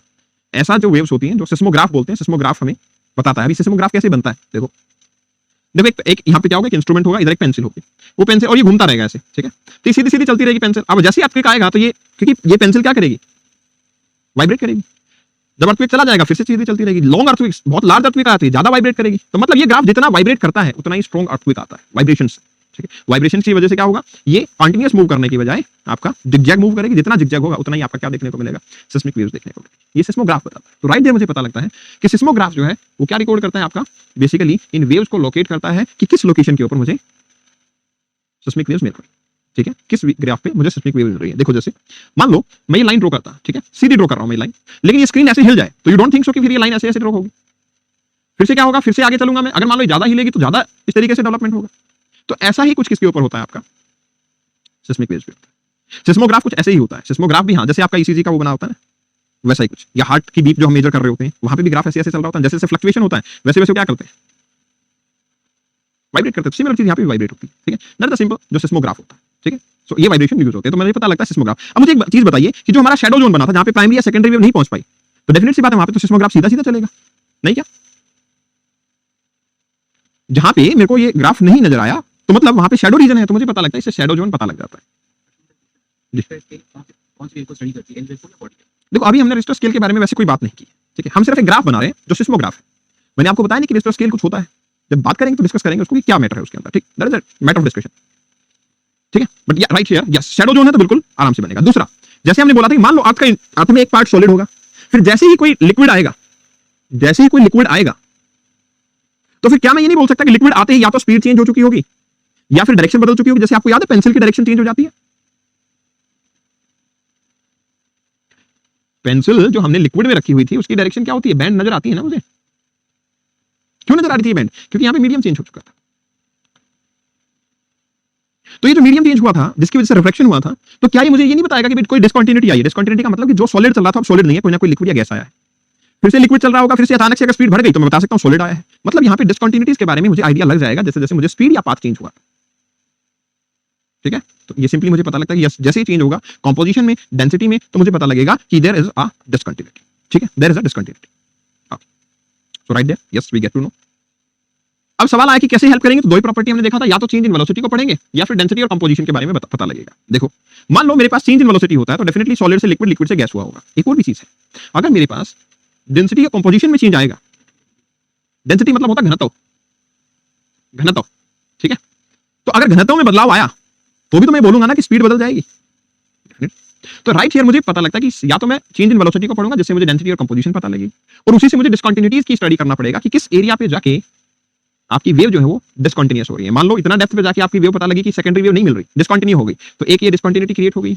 ऐसे ही थोड़ा सा डेप्थ पे गया, मुझे पता लगा यहाँ पे जाके प्राइमरी वेव इधर की तरफ फ्लक्चुएट हो गई या स्लो हो गई, तो ऑटोमेटिक सी बात है यहाँ पे भी डिस्कंटिन्यूटी आई है। तो मतलब मुझे इसी के थ्रू पता लगेगा कि किस तरीके से हम अपनी चेंज इन वेलोसिटी को स्टडी कर सकते हैं with respect to the shadow zone, ठीक है। तो ये स्टडी हमें करनी है जिसके बारे में हमें इंटीरियर ऑफ अर्थ की इंफॉर्मेशन मिल जाएगी। अभी शैडो जोन क्या होता है यहाँ देख लो। मान लो यहाँ पे आपकी दो वेव्स दिखा रखी हैं, एक ब्लैक कलर है, एक yellow colour. Black colour you can consider कि जो आपकी ब्लैक कलर होंगी वो एस वेव है, जो आपकी येलो कलर है वो पी वेव है, ठीक है। तो आपको भी पता है पी वेव तो लिक्विड से, सॉलिड से, गैस से सबसे पास हो रही थी। तो जैसे ही पी वेव आती है एक प्लेस ऐसा होगा जहां से क्या करेंगे, अपना पाथ चेंज कर देंगे। जैसे वो स्ट्रेट मूव कर रही थी उसकी बजाय क्या हो गया, इनका पाथ जो है वो चेंज हो गया। और अगर मैं ब्लैक की बात करूं तो ब्लैक एक लेवल के बाद मुझे नजर भी नहीं आ रही। मुझे एक सेकेंडरी वेव, इधर भी सेकेंडरी वेव, इधर भी सेकेंडरी वेव, लेकिन एक डेप्थ, एक डिस्टेंस ऐसा था, एक डेप्थ ऐसी थी जिसके बाद सेकेंडरी वेव नजर नहीं आ रही। तो क्या मैं इस प्लेस पे ये नहीं बोल सकता कि ये लिक्विड या गैस रहा होगा? इज इट और नॉट? क्योंकि मुझे यहाँ पे सेकेंडरी वेव नजर नहीं आ रही है, तो मैं बोल सकता हूं कि यहाँ पे या तो लिक्विड रहा होगा या गैस रहा होगा। लेकिन प्राइमरी वेव वो भी अपना पाथ चेंज कर रही है, तो फिर तो शॉर्ट हो गया, 100% हो गया कि भाई अब लिक्विड मीडियम या गैस मीडियम चेंज हुआ है। बट एक स्ट्रेंज चीज स्टडी में नजर आती है कि जो आपकी प्राइमरी वेव्स है ना, उनका भी एक शैडो रीजन बनता है। प्राइमरी वेव का भी एक शैडो रीजन बनता है। कैसे बनता है, यहां देखो भाई, मान लो कि आपकी एक वेव ऐसे आई और रिफ्लेक्शन होकर इधर चली गई, दूसरी वेव ऐसे आई, रिफ्लेक्शन होकर इधर चली गई, तो मैं क्या नहीं बोल सकता कि ये इसका शैडो रीजन बना है, क्योंकि यहां तो नहीं पहुंच रही है, पहुंचनी तो चाहिए थी, बाय रूल ये यहां पहुंचनी चाहिए थी, क्योंकि सीधे सीधे तो यही पहुंचती है, लेकिन क्योंकि ये चेंज हो गई तो ये इसका शैडो रीजन बन गया। तो ऐसा ही कुछ यहां पे भी नजर आता है कि आपकी प्राइमरी वेव का पाथ चेंज होने की वजह से कुछ एरियाज ऐसे होते हैं जहां पे प्राइमरी वेव नहीं पहुंच पाते, इसलिए उनका भी अपना एक शैडो रीजन बनता है। तो राइट देयर सेकेंडरी वेव का शैडो रीजन तो काफी बड़ा है, क्योंकि यहां से लेके यहां तक के पूरे लिक्विड स्टेज के अंदर है। लेकिन प्राइमरी वेव का शैडो रीजन थोड़ा सा रिफ्लेक्शन की वजह से इसलिए दो पोर्शन में होता है, लेकिन छोटा छोटा होता है, बहुत स्मॉल एरिया में। ठीक है, सो राइट हियर जो सेकेंडरी वेव है they do not travel through liquid, इसलिए एंटायर जोन कितना 103 डिग्री से 103 डिग्री इनका क्या बन जाता है, शैडो जोन बन जाता है। लेकिन जब मैं प्राइमरी की बात करता हूं तो 10 से 142 इधर, 10 से 142 इधर, ये इनका शैडो जोन बनता है। तो ये थोड़े थोड़े पैचेस में बनेगा, वो काफी बड़ा बनेगा। बड़ा क्यों बना, क्योंकि सेकेंडरी वेव तो सिर्फ सॉलिड से जा रही थी, लिक्विड और गैस से वो पास आउट नहीं होती। That is quite simple. ठीक है, और इसी को हमें स्टडी करना है। इससे हमें पता लगेगा, ये चीज की स्टडी करने के बाद हमें पता लगा कि आपका जो पार्ट है अर्थ के इंटीरियर के पार्ट, वो हमें डेफिनेटली 3 जोन के अंदर डिवाइड होते हैं, क्रस्ट में, मेंटल में और कोर। क्रस्ट, मेंटल और कोर के अंदर ये डिवीजन जो है मुझे यहाँ देखने को मिल जाता है। ठीक है, यस। देखो क्या है, right here even NCERTs, even some standard books, उसमें a little percentage will be variable, but हाँ स्टैंडर्ड जो है दैट इज 103 टू 103 या 104 टू 104, इट इज कंफर्टेबल। उसका कारण क्या है, उसका कारण सिंपल सा है, यहां देखो, मान लो मैं अर्थ के इस पार्ट पे हूं, ठीक है, इधर वाले पार्ट पे, और यहां पे कोई माउंटेन नहीं है, तो उस केस में माउंटेन नहीं है तो आपका क्या होगा, स्पीड अलग होगी, लिक्विड स्टेज अलग होगी। मैं इधर हूं तो उसका माउंटेनियस रीजन है, तो उसका मटेरियल कुछ अलग होगा, तो डेफिनेटली लिटिल एंगल चेंज होगा। इसलिए इट्स नॉट हार्ड लिमिट कि इतना ही एग्जैक्ट होगा, ये क्या कर सकता है, वेरिएबल है, लेकिन ये बहुत ज्यादा वेरिएबल नहीं हो सकता। ठीक है, मतलब अगर ऐसा हो जाए कि हम यही बोल दें यहाँ पे कि ये वेरिएबिलिटी इतनी कि 120 डिग्री होगा, तो दैट इज रॉन्ग। ठीक है, 103, 104, 105 it is variable, and that's why हमारे पास अलग अलग टाइप के, जैसे आपका सिस्मोग्राफ इवेंट जो हम स्टडी करते हैं, तो अलग एरिया पे अलग स्टडी आती है, but it's not a matter, क्योंकि यूपीएससी फिर उसके ऊपर आपका कॉन्फ्लिक्टेड क्वेश्चन क्रिएट नहीं करेगा। ठीक है, नहीं रटने की जरूरत नहीं है इसको। ठीक है यार, वैसे भी यार 103 से 142 है, 103 से 103 हो गया, तो इसमें मतलब 142 वर्ड ही तो याद रखना है, इट्स नॉट रट्टाफिकेशन और राइट क्वेश्चन। ठीक ठीक है, now we want to talk about the shadow zone, जिसकी कि हम एक ब्रेक के बाद बात करते हैं। Take a break of 5 minutes, then after हम इसके ऊपर आते हैं। Hi everyone, welcome back to the class. करें स्टार्ट। ऑडियो वीडियो ओके है?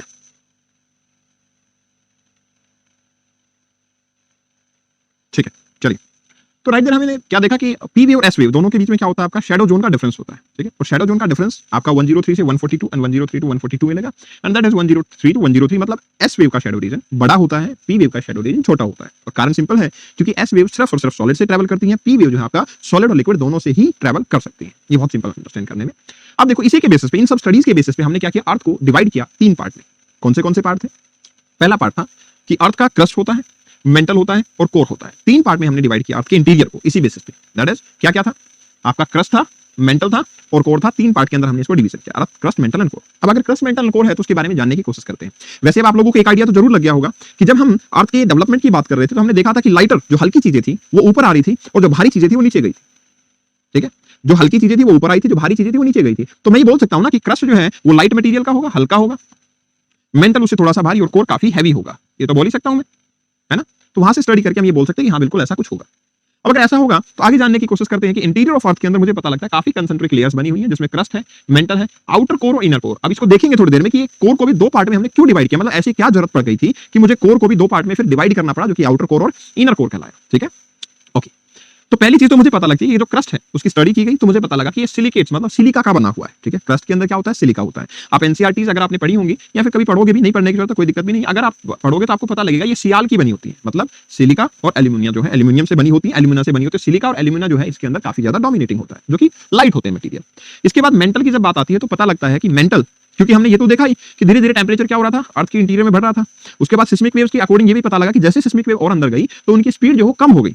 अब आप सोच सकते हैं अगर स्पीड कम हुई है तो डेफिनेटली बात है पहले ज्यादा सॉलिड रहा होगा, अब थोड़ा सा क्या होगा, कम सॉलिड हो गया होगा। मतलब ये क्या होगा, विस्कस मीडियम होता है, सेमी सॉलिड टाइप सिचुएशन देखने को मिलती है, मॉल्टन रॉक्स नजर आती है।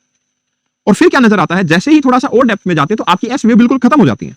अब एस वेव खत्म हो गई तो डाउटफुल है, या तो सॉलिड गैस आ गया है या लिक्विड आ गया है, या तो गैस आ गया है या लिक्विड आ गया है, इसी वजह से आपकी एस वेव खत्म हो गई। लेकिन जब प्राइमरी वेव की स्टडी की तो मुझे पता लगा कि स्पीड जो है बहुत ड्रास्टिकली रिड्यूस नहीं हुई, थोड़ा स्पीड में फर्क आया। थोड़ा आया तो मैं बोल सकता हूं कि सॉलिड से लिक्विड ही आया होगा, सॉलिड से लिक्विड ही आया होगा, इसलिए विस्कस लिक्विड जो है आपको आउटर कोर में देखने को मिला। लेकिन एक स्ट्रेंज चीज क्या थी कि जब आपकी प्राइमरी वेव और आगे बढ़ी तो कुछ डिस्टेंस ट्रेवल करने के बाद में उनकी स्पीड वापस से राइज अप हो गई। कुछ डिस्टेंस ट्रेवल करने के बाद प्राइमरी वेव की स्पीड में क्या हुआ, वापस से राइज हुई। क्या आप बता सकते हैं कि अगर वापस से प्राइमरी वेव की स्पीड राइज होती है तो फिर उसका मतलब क्या होगा, सॉलिड? डेफिनेटली। इसलिए मैंने कोर को 2 पार्ट में डिवाइड किया कि आपका आउटर कोर और इनर कोर। क्योंकि आउटर कोर क्या था आपका लिक्विड, लेकिन इनर कोर क्या था आपका डेंस सॉलिड नजर आया, इनर कोर सॉलिड नजर आया। तो यहाँ पे ट्रैवलिंग को मैं अगर दोबारा बोलूं तो सिंपल सा क्रस्ट जो कि मेरे को दिख रहा था कि जो कि काफी सॉलिड था, उसके बाद में थोड़ा सा सेमी सॉलिड आपका मेंटल देखने को मिलता है। बट जब फर्दर मूवमेंट होता है तो मुझे पता लगता है आउटर कोर बिल्कुल ही लिक्विड थी, जिसमें सेकेंडरी वेव मुझे नजर ही नहीं आ रही थी और प्राइमरी की स्पीड कम हो चुकी थी। बट हाँ, कुछ डिस्टेंस ट्रैवल करने के बाद लाइक 5100 किलोमीटर की ट्रैवल के बाद पता लगा कि प्राइमरी वेव की स्पीड वापस से बढ़ना शुरू हो गई। अब वापस बढ़ना शुरू हुई तो फिर क्या हो गया, मैं बता सकता हूं कि आपकी ये डेंस सॉलिड रही होगी। अब हमारे मन में क्या आएगा कि अगर ऐसा है सर, अगर ऐसा है कि यहां से आपकी प्राइमरी वेव क्रस्ट में आई, फिर आपका ये मेंटल देखने को मिला जिसमें विस्कस लावा आया, देन आफ्टर यहां पे इस पार्ट में बिल्कुल लिक्विड हो गया, कोई सेकेंडरी वेव नहीं थी। लेकिन एक डिस्टेंस ट्रैवल करने के बाद वापस से प्राइमरी वेव की स्पीड बढ़ी है, मतलब ये क्या हो गया, फिर से सॉलिड हो गया। तो ये मेरी हो गई इनर कोर, ये हुआ आउटर कोर, ये हुआ मेंटल और ये हुआ क्रस्ट पार्ट। ये तीन डिवीजन जो है वो देखने को मिले, लेकिन चौथा डिवीजन मेरे कोर में ही नजर आता है। तो आपको ऐसा नहीं लग रहा कि सर अगर जैसे हमारी डिस्कशन हुई है कि अर्थ के अंदर जाते हैं तो टेम्परेचर बढ़ रहा है, जनरली तो यही बात हुई है, तो अगर बढ़ रहा है तो फिर ये सॉलिड क्यों हो गई, यहां तो लिक्विड होना चाहिए था ना? क्या ये सवाल आया आपके मन में? क्या आपको ऐसा लगा है कि देखो टेम्परेचर जैसे जैसे अंदर गए वैसे वैसे तो बढ़ता जा रहा था, और बढ़ता जा रहा था तो यहां आके तो और ज्यादा लिक्विफिकेशन, हम तो ये उम्मीद कर रहे थे कि गैस होना चाहिए। जनरली जो लगाया जाता है तो वो तो यही उम्मीद लगाई जाएगी कि गैस होना चाहिए, लेकिन आपने इसको वापस से सॉलिड कर दिया, तो ये कैसे हो सकता है कि सॉलिड होगा? यस, तो एग्जैक्टली यहां पे रीजन क्या देखने को मिलता है, जो कि कुछ लोगों ने, काफी सारे लोगों ने बताया है कि देखो सराउंडिंग में इतना सारा मास जो था, उसका प्रेशर जो इसके ऊपर गिरा ना, इस प्लेट पे प्रेशर, उस प्रेशर की वजह से ये क्या हो गई, सॉलिड हो गई। इसलिए कोई भी चीज सॉलिड होगी, लिक्विड होगी, गैस होगी, वो सिर्फ तापमान टेम्परेचर नहीं बताएगा, वो उसके ऊपर प्रेशर भी बताएगा कि प्रेशर उसके ऊपर कितना है, उसके हिसाब से भी उसकी स्टेज जो है वो डिटरमाइन। ठीक है, तो दैट इज, ये मुझे नजर आता है कि आपका आउटर कोर क्रस्ट हुआ, फिर मेंटल हुआ, फिर आउटर कोर, इनर कोर में क्या देखने को मिला, सॉलिडिफिकेशन नजर आया। ठीक है, तो ये चीज मुझे नजर आ जाती है। तो इस हिसाब से हम एक इंटरनल स्ट्रक्चर बना सकते हैं। क्या आज किसी का बर्थडे है? आज किसी का बर्थडे है क्या? अगर है तो उसके लिए एक केक काट लेते हैं। ठीक है, वो कैसा केक होगा, देखो यहाँ पे कि अगर मैं अर्थ के इंटीरियर से कुछ ऐसा पोर्शन निकाल लूं, ठीक है, कुछ अर्थ के इंटीरियर से ये पोर्शन निकालूं, तो आई जस्ट वांट टू सी कि एग्जैक्टली इस पोर्शन के अंदर क्या है, क्योंकि इसमें तो क्रस्ट भी आ गया, मेंटल भी आ गया और कोर वाला पार्ट भी आ गया। ऐसा ही है ना भाई? इस पार्ट को अगर मैं निकालूं तो इसमें कुछ पार्ट क्रस्ट होगा, कुछ मेंटल होगा और कुछ क्या होगा, कोर का हो। ठीक है ना?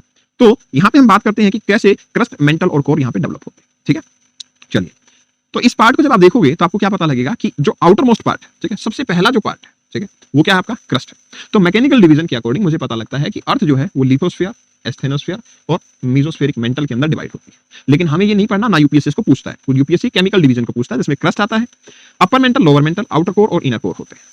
तो आप एक चीज बता सकते हैं क्या मेरे को कि अगर मैं एक किसी भी लेयर से, मान लो मैं मेंटल से कोर में जाऊं, तो मुझे स्पीड में, पाथ में कुछ तो बदलाव नजर आएगा ना?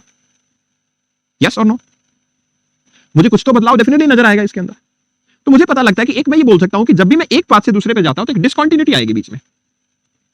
यस, कह सकता हूं इसको भाई, एक लेवल से जब मैं दूसरे लेवल पे गया तो कुछ डिसकंटिन्यूटी आई है। तो हमें क्या करना है, उन डिसकंटिन्यूटीज के नाम को याद करना है। ठीक है, लर्न करना पड़ेगा हमें उन डिसकंटिन्यूटीज को। तो राइट हियर आपको देखने को मिलता है कि एक पर्टिकुलर प्लेस पे जब मैं एक प्लेस से दूसरे प्लेस पे जाता हूं तो कुछ कुछ डिसकंटिन्यूटी आती है। देख लेते हैं कि कहां पे डिसकंटिन्यूटी आएंगे, नाम देखेंगे, पर पहले देखेंगे कहां डिसकंटिन्यूटी आ सकती है। देखो भाई, क्रस्ट वाला पार्ट तो वो होता है जो सॉलिड है, जिसपे हम रह रहे हैं। क्रस्ट हमने क्या पढ़ा है, सबसे बाहर वाला पार्ट है क्रस्ट, तो वो वाला पार्ट है जिसपे हम रहते हैं। यस या नो? बिल्कुल सही बात है, जिसपे हम खुद रह रहे हैं वही क्रस्ट कहलाता है। और अगर जिसपे हम रह रहे हैं उस वो क्रस्ट कहलाता है, तो मुझे तो जहां तक लग रहा है तो क्रस्ट दो टाइप का होना चाहिए। एक तो कॉन्टिनेंट जहां हम रहते हैं, और एक ओशियन है जहां पे क्रस्ट बना हुआ है। ओशियन भी तो बना हुआ है ना। और जैसा कि हमें जहां तक पता है कि भाई चीजें तो डेंसिटी के अकॉर्डिंग ही वेरी हुई थी। जहां हम एक एग्जांपल की भी बात कर रहे थे कि रेलवे स्टेशन पे लिखा होता है कि समुद्र तल से इतनी ऊंचाई है, तो मतलब क्रस्ट जो कॉन्टिनेंट पे है वो काफी लाइट होगा और जो आपके ओशियन पे है वो हैवी होगा। ठीक है ना? यस, तो मुझे पता लगता है इस लेवल पे कि जो आपका क्रस्ट वाला पार्ट है वो दो होते हैं, एक होता है कॉन्टिनेंटल क्रस्ट और एक होता है आपका ओशियनिक क्रस्ट। ठीक है, फिर उसके बाद में जब मैं आगे आता हूं तो मुझे पता लगता है कि इसके बाद मेरे पास मेंटल आता है। तो इस लेयर के बाद इमीडिएटली मेरे पास मेंटल चलेगा। मेंटल के अंदर मैंने क्या बोला था, सेमी लिक्विड होना शुरू हो जाता है। तो आपको क्या लगता है कि अगर मेंटल में सेमी लिक्विड होना शुरू होगा तो क्रस्ट के तुरंत बाद ही सेमी लिक्विड हो जाएगा, या पहले थोड़ा बहुत सॉलिड रहेगा फिर आपका सेमी लिक्विड होगा? बताइए। स्मॉल पार्ट सॉलिड होने के बाद ही क्या होगा, लिक्विड होगा। वो तो धीरे धीरे होगा ना, ऐसा तो नहीं कि आउट ऑफ द सडन बस एक ही मिनट के अंदर चेंज हो जाएगा, सॉलिड टू ही आपका सेमी सॉलिड जाएगा। तो राइट हियर मुझे पता लगता है कि जो मेरा मेंटल वाला पार्ट है, जो कि ऐसा पार्ट है जो सॉलिड है, ठीक है ना, वो कुछ अलग होगा और फिर उसके बाद में आपका लिक्विड आएगा। फिर मैं कोर पे आ जाऊंगा। कोर में मुझे पता लगा कि आउटर कोर तो बिल्कुल ही लिक्विड है, आउटर कोर तो कंप्लीटली लिक्विड है, और इनर कोर कंप्लीटली क्या है फिर आपका, सॉलिड मैटर में।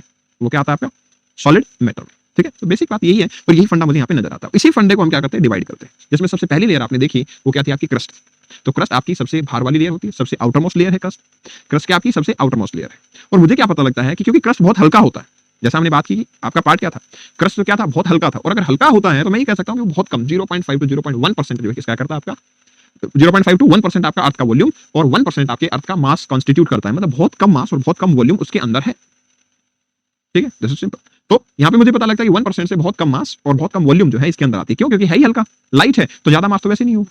जैसे कि अगर मैं मान लूं कि मेरे पास 1 kg कॉटन और 1 kg आयरन है लेट्स से, तो आप बताओ कौन सा ज्यादा हैवी होगा, कॉटन या iron? 1 kg cotton 1 kg iron, which is going to be heavier? बताओ कितने सारे लोग आयरन बोल रहे हैं अभी भी? अरे यार लिखा है 1 kg, वो था 1 kg, हैवी कैसे होगा? सेम होगा, हाँ वो तो सेम ही होगा। लेकिन हाँ मैं ये बोल सकता हूं कि अगर मैं मुट्ठी भर आयरन लेता हूं, मुट्ठी भर आपका कॉटन लेता हूं, तो फिर मैं बोल सकता हूं कि हाँ वो मुट्ठी भर आयरन जो है वो ज्यादा हैवी होगा उस कॉटन से। तो यही चीज तो यहां भी नजर आएगी कि जो क्रस्ट वाला पार्ट है वो तो क्या है, लाइट है। लाइट है तो मास उसका बहुत कम रहेगा, 1% होगा। उसकी डेंसिटी की बात करूं, घनत्व की बात करूं, 2.7 ग्राम पर सेंटीमीटर क्यूब इतना होता है उसका। ठीक है, एवरेज क्या होगा 2.7 ग्राम किसका, क्रस्ट का। और अगर मैं एवरेज अर्थ की बात करूं तो अर्थ का होता है 5.51 ग्राम, क्योंकि देखो नीचे जैसे जैसे जाएंगे इंटीरियर में वैसे वैसे तो पार्टिकल हैवी आते जाएंगे, और हैवी होंगे तो डेफिनेट सी बात है 2.7 ग्राम पर सेंटीमीटर क्यूब के अंदर आपका आंसर देखने को मिलेगा। नेक्स्ट चीज, अगर मैं थिकनेस की बात करूं कि कितनी थिकनेस तक क्रस्ट नजर आता है, भाई यहाँ पे हमने डायग्राम तो बना दिया कि भाई इतना क्रस्ट है, इतना मेंटल, लेकिन कितनी थिकनेस तक क्रस्ट है, क्रस्ट कितनी थिकनेस तक होगा? तो राइट हियर मुझे नजर आता है एवरेज जो है आपका, ठीक है, एवरेज थिकनेस क्रस्ट की वेरी करती है कितने कितने तक, 5 से 30 kilometre. In case of ocean, क्योंकि ओशियन में क्रस्ट क्या होगी, वो तो पतली होगी ना। ओशियन में क्रस्ट क्या होगा, काफी पतला होगा, थिन होगा। और अगर मैं कॉन्टिनेंट की बात करूं तो कॉन्टिनेंट में तो कहीं कहीं माउंटेन भी आ जाते हैं, और माउंटेन आ जाते हैं तो आप यहाँ पे देखो इस डायग्राम में कि यहाँ थिकनेस काफी ज्यादा है, यहाँ थिकनेस काफी कम। ठीक है, इस केस में थिकनेस इज वेरी हाई, इस केस में थिकनेस इज वेरी लो। तो यहाँ पे देखने को मिलेगा कि क्रस्ट की थिकनेस 50 टू 70 होती है कॉन्टिनेंटल क्रस्ट में, और आपका 5 टू 30 होता है ओशियनिक क्रस्ट में। That is quite simple. ठीक है, ओशियन इसलिए है क्योंकि ओशियन तो हैवी होता है, तो हैवी तो नीचे ही रह जाता है, लेकिन क्रस्ट जो है वो काफी थिक होता है, ओशियन काफी थिन होता है। राइट, अब मुझे पता लगता है कि क्रस्ट जो है वो 70 किलोमीटर थिकर होती है, और कई बार इवन 100 तक पहुंच जाती है हिमालयाज के अंदर, क्योंकि हिमालयाज की खुद की हाइट काफी ज्यादा है। हिमालयाज की हाइट जो है वो भी काफी ज्यादा है, तो डेफिनेटली हिमालयन रीजन में वो थिकनेस और भी ज्यादा हो जाती है। और अगर मैं टेंपरेचर की बात करूं तो इंटीरियर में जाने पे टेंपरेचर तो बढ़ता है, तो मुझे पता लगता है कि वो रेंज करता है 200 से 400 डिग्री सेल्सियस। मतलब ऑन एन एवरेज मैं ये कह सकता हूं कि 1 किलोमीटर डेप्थ पे जाने पे 30 डिग्री सेल्सियस से टेंपरेचर क्या हो जाता है, राइज होता है। 1 किलोमीटर जाने पे 30 डिग्री सेल्सियस से लगभग क्या होता है, टेंपरेचर राइज हो जाता है आपका। ठीक है, ओके। अब और क्या पता लगता है मुझे क्रस्ट के बारे में? क्रस्ट के बारे में मुझे पता लगता है कि जो क्रस्ट है उसमें ओशियन क्रस्ट है और कॉन्टिनेंटल क्रस्ट है।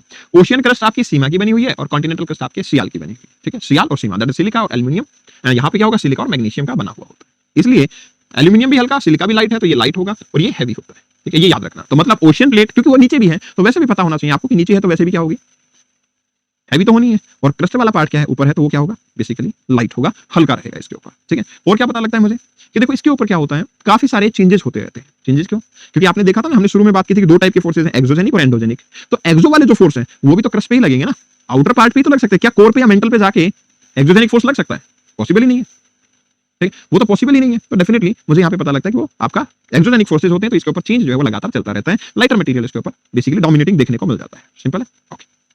बस ये याद रखना, सीमा जो है मैग्नीशियम है, और मैग्नीशियम है तो ये हैवी होगा, हैवी होगा। सियाल जो है वो लाइट है, और लाइट है तो क्या होगा आपका, दैट इज सियाल का बना होता लाइट रहता है। इसको हम यूज करेंगे, ठीक है ना, इसको हम आगे आने वाले टाइम पे यूज करेंगे। ठीक है, अब अगर मैं पूछूं कि वैसे और क्या क्या मटेरियल होते हैं, जैसे आप ऑक्सीजन की बात करते हो, ऑक्सीजन एटमॉस्फेयर में 21 है, नाइट्रोजन 78 है। ऐसे ही अगर मैं यहाँ पे कंपोजिशन की बात करता हूं तो मुझे पता लगता है कि अर्थ के क्रस्ट में, ठीक है, अर्थ के क्रस्ट में अगर मैं अलग अलग मटेरियल की बात करता हूं तो definitely oxygen 46%, silicon 27, aluminium 8.1 and then so on आपका डिक्रीजमेंट देखने को मिलता है। लेकिन ये मेजर डोमिनेटिंग मटेरियल हैं जो कि अर्थ के क्रस्ट पे नजर आते हैं। ठीक है, these are the major dominating material जो कि अर्थ के क्रस्ट पे क्या करते हैं, नजर आते हैं।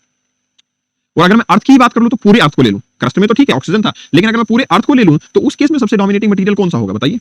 इन दैट केस आयरन सबसे ज्यादा डोमिनेटिंग होता है। ठीक है, यहाँ पे अगर आप देखेंगे तो इस केस में क्या हुआ, आयरन का 4th नंबर था, लेकिन पूरे अर्थ को अगर मैं ले लूं तो आयरन काफी डोमिनेटिंग मटेरियल की तरह काम करता है। ठीक है, that is the simple difference जो मेरे पास यहाँ पे होता है। ठीक है, ओके।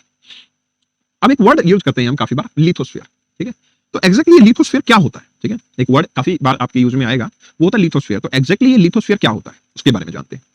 तो देखो यहाँ पे यार लिथोस्फीयर क्या होगा कि अगर मैं इसके ऊपर बात करूं अर्थ के क्रिस्टल पार्ट की, ठीक है, अर्थ के क्रिस्टल पार्ट की, तो आपको पता है कि अर्थ का जो क्रिस्टल पार्ट है वो तो सॉलिड है ही, लेकिन जैसा हमने डिस्कस किया था जब मेंटल आएगा तो मेंटल का भी कुछ पार्ट तो सॉलिड होगा, है ना, यस और नो? जब मैं अपर पार्ट की बात करता हूं तो वो तो सॉलिड है ही, लेकिन जब मेंटल का डिस्कस किया तो कुछ पार्ट तो मेंटल का भी सॉलिड था। तो उन दोनों सॉलिड पार्ट को, मतलब क्रस्ट को प्लस सॉलिड मेंटल को, अगर मैं दोनों को कंबाइनली देखूं ना तो उसको मैं लिथोस्फीयर बोलता हूं। क्रस्ट प्लस में अगर मैं सॉलिड मेंटल को कंबाइंड बोलूं तो वो क्या कहलाता है आपका? लिथोस्फीयर कहलाता है। और वो भी क्या करेगा? वेरी करेगा, ठीक है। वो भी क्या करेगा? वेरी करेगा 10 to 200 किलोमीटर में।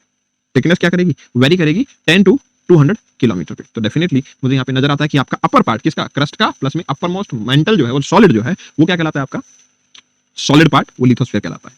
अब आप मुझे बात बताओ, लेट्स से अगर हम लिथोस्फीयर बना लें, ठीक, एक प्लेस में बनाते हैं लिथोस्फीयर, तो मान लो हमने ये लिथोस्फीयर बनाया, तो लिथोस्फीयर तो सॉलिड है। तो आप मुझे एक चीज बताओ, जब वोल्केनिज्म होगा तो कहां से बाहर निकलेगा? जब लावा आएगा तो कहां से बाहर निकलेगा बताइए भाई? इन्हीं एरिया से। मान लो यहां से निकल गया लावा, इधर से निकल गया लावा, इधर से निकल गया लावा, यही एरियाज होंगे ना जहां से लावा बाहर निकलेगा, ठीक। तो जहां भी उनको एक वीक जोन मिल जाएगा, जहां पे ये नजर आएगा कि भाई यहां पे अर्थ का वीक जोन है, वहीं से लावा बाहर निकल जाएगा। तो क्या मैं ये कह सकता हूं कि ये लिथोस्फीयर काफी सारे पार्ट में टूटा हुआ होगा, जहां जहां से लावा निकलता वहां से टूट जाता होगा, क्रैक्स होंगे। ये पूरा क्या ये कॉन्टिन्यूस तो नहीं है, टूटा हुआ है? बोल सकते नहीं बोल सकते? जैसे आप खाने के टाइम पे डिनर पे एक वो पापड़ लेते हो ना, शेक के उसको, जब जैसे वो प्लेट में रखा हुआ आता है आप उसके ऊपर ऐसे हाथ मारते हो, टूट जाता है सारा, अलग अलग पार्ट में टूट जाता है। तो ऐसे ही यहाँ पे भी कर सकते हैं, क्योंकि देखो यहां से लावा निकला तो इधर से टूट गया, इधर से निकला तो इधर से भी ब्रोक हो गया। तो मतलब ये काफी सारे पार्ट में मुझे नजर आता है, ये कोई एक सिंगल पार्ट में नहीं है। और अगर नहीं है तो मैं ये बोल सकता हूँ कि लिथोस्फीयर ब्रोकन है। और जो आप पूछ रहे थे ना कि सर टेक्टोनिक क्या है, तो उन्हीं को क्या बोलते हैं? Tectonic plate. जो छोटे छोटे टूटे हुए पार्ट होंगे ना उनके, उनको क्या बोलते हैं? Tectonic plate. समझ गए? So that is there, tectonic plate मुझे नजर आता है, राइट। अब मुझे क्या नजर आता है टेक्टोनिक प्लेट के बाद में? टेक्टोनिक प्लेट के बाद में मुझे नजर आता है कि वो टेक्टोनिक प्लेट, एक चीज देखो यहाँ पे, मान लो, ठीक है, मान लो कि इस पर्टिकुलर एरिया से जो लावा निकल रहा था वो थोड़े टाइम के बाद में निकलना बंद हो गया, ठीक है, बट ये निकले जा रहा है और ये लावा भी निकले जा रहा है। तो आपको नहीं लगता जब ये लावा बाहर निकलेगा तो इस प्लेट को धक्का लगाएगा इधर मूव करने के लिए? सिमिलरली जब ये प्लेट से लावा बाहर निकलेगा तो इस प्लेट को भी धक्का लगाएगा, एक फोर्स तो लगेगा ना इसके ऊपर। और अगर फोर्स लगा तो ये प्लेट एक दूसरे से टकराएंगी या नहीं? टकराएंगे ना। इसी टकराने की वजह से, इसी कॉलिजन की वजह से क्या देखने को मिलता है मुझे? अर्थक्वेक आते हैं, इसी से माउंटेन बनते हैं। उन सबको भी हम डिटेल में एनालिसिस करेंगे अलग अलग थ्योरीज के फॉर्म में। लेकिन यस, ये मेजर फंडा है जिसकी वजह से क्या होता है आपका? अर्थक्वेक आते हैं, वोल्केनिज्म होता है, आपका प्लेट्स बनते हैं, माउंटेन्स बनते हैं। ये सारे कारण जो है वो सिर्फ इसी वजह से होता है। This is the solo reason जिसकी वजह से ये चीजें नजर आती है।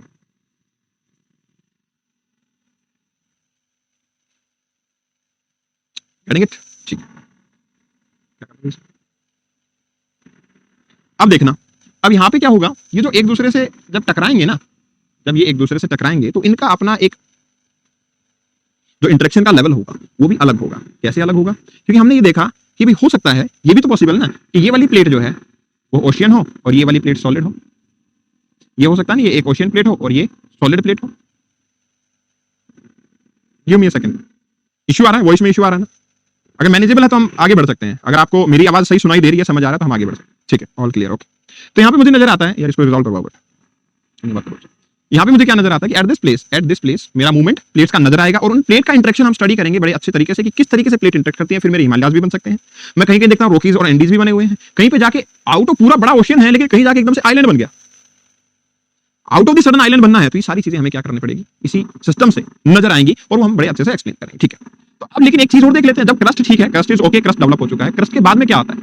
मेंटल आता है। ठीक है, क्रस्ट के बाद में क्या आता है? हाँ, इसको लेटर ऑन हम करेंगे, इसको हम पूरे को डिस्कस करेंगे। यही एक्चुअली जियोमॉर्फोलॉजी में इससे आगे तो पूरा यही चलने वाला है कि कैसे प्लेट बनेगी, कैसे माउंटेन बनेगी, कैसे वोल्केनो निकलेगा, इन सब के बारे में बात करेंगे फिर। ठीक है, ओके।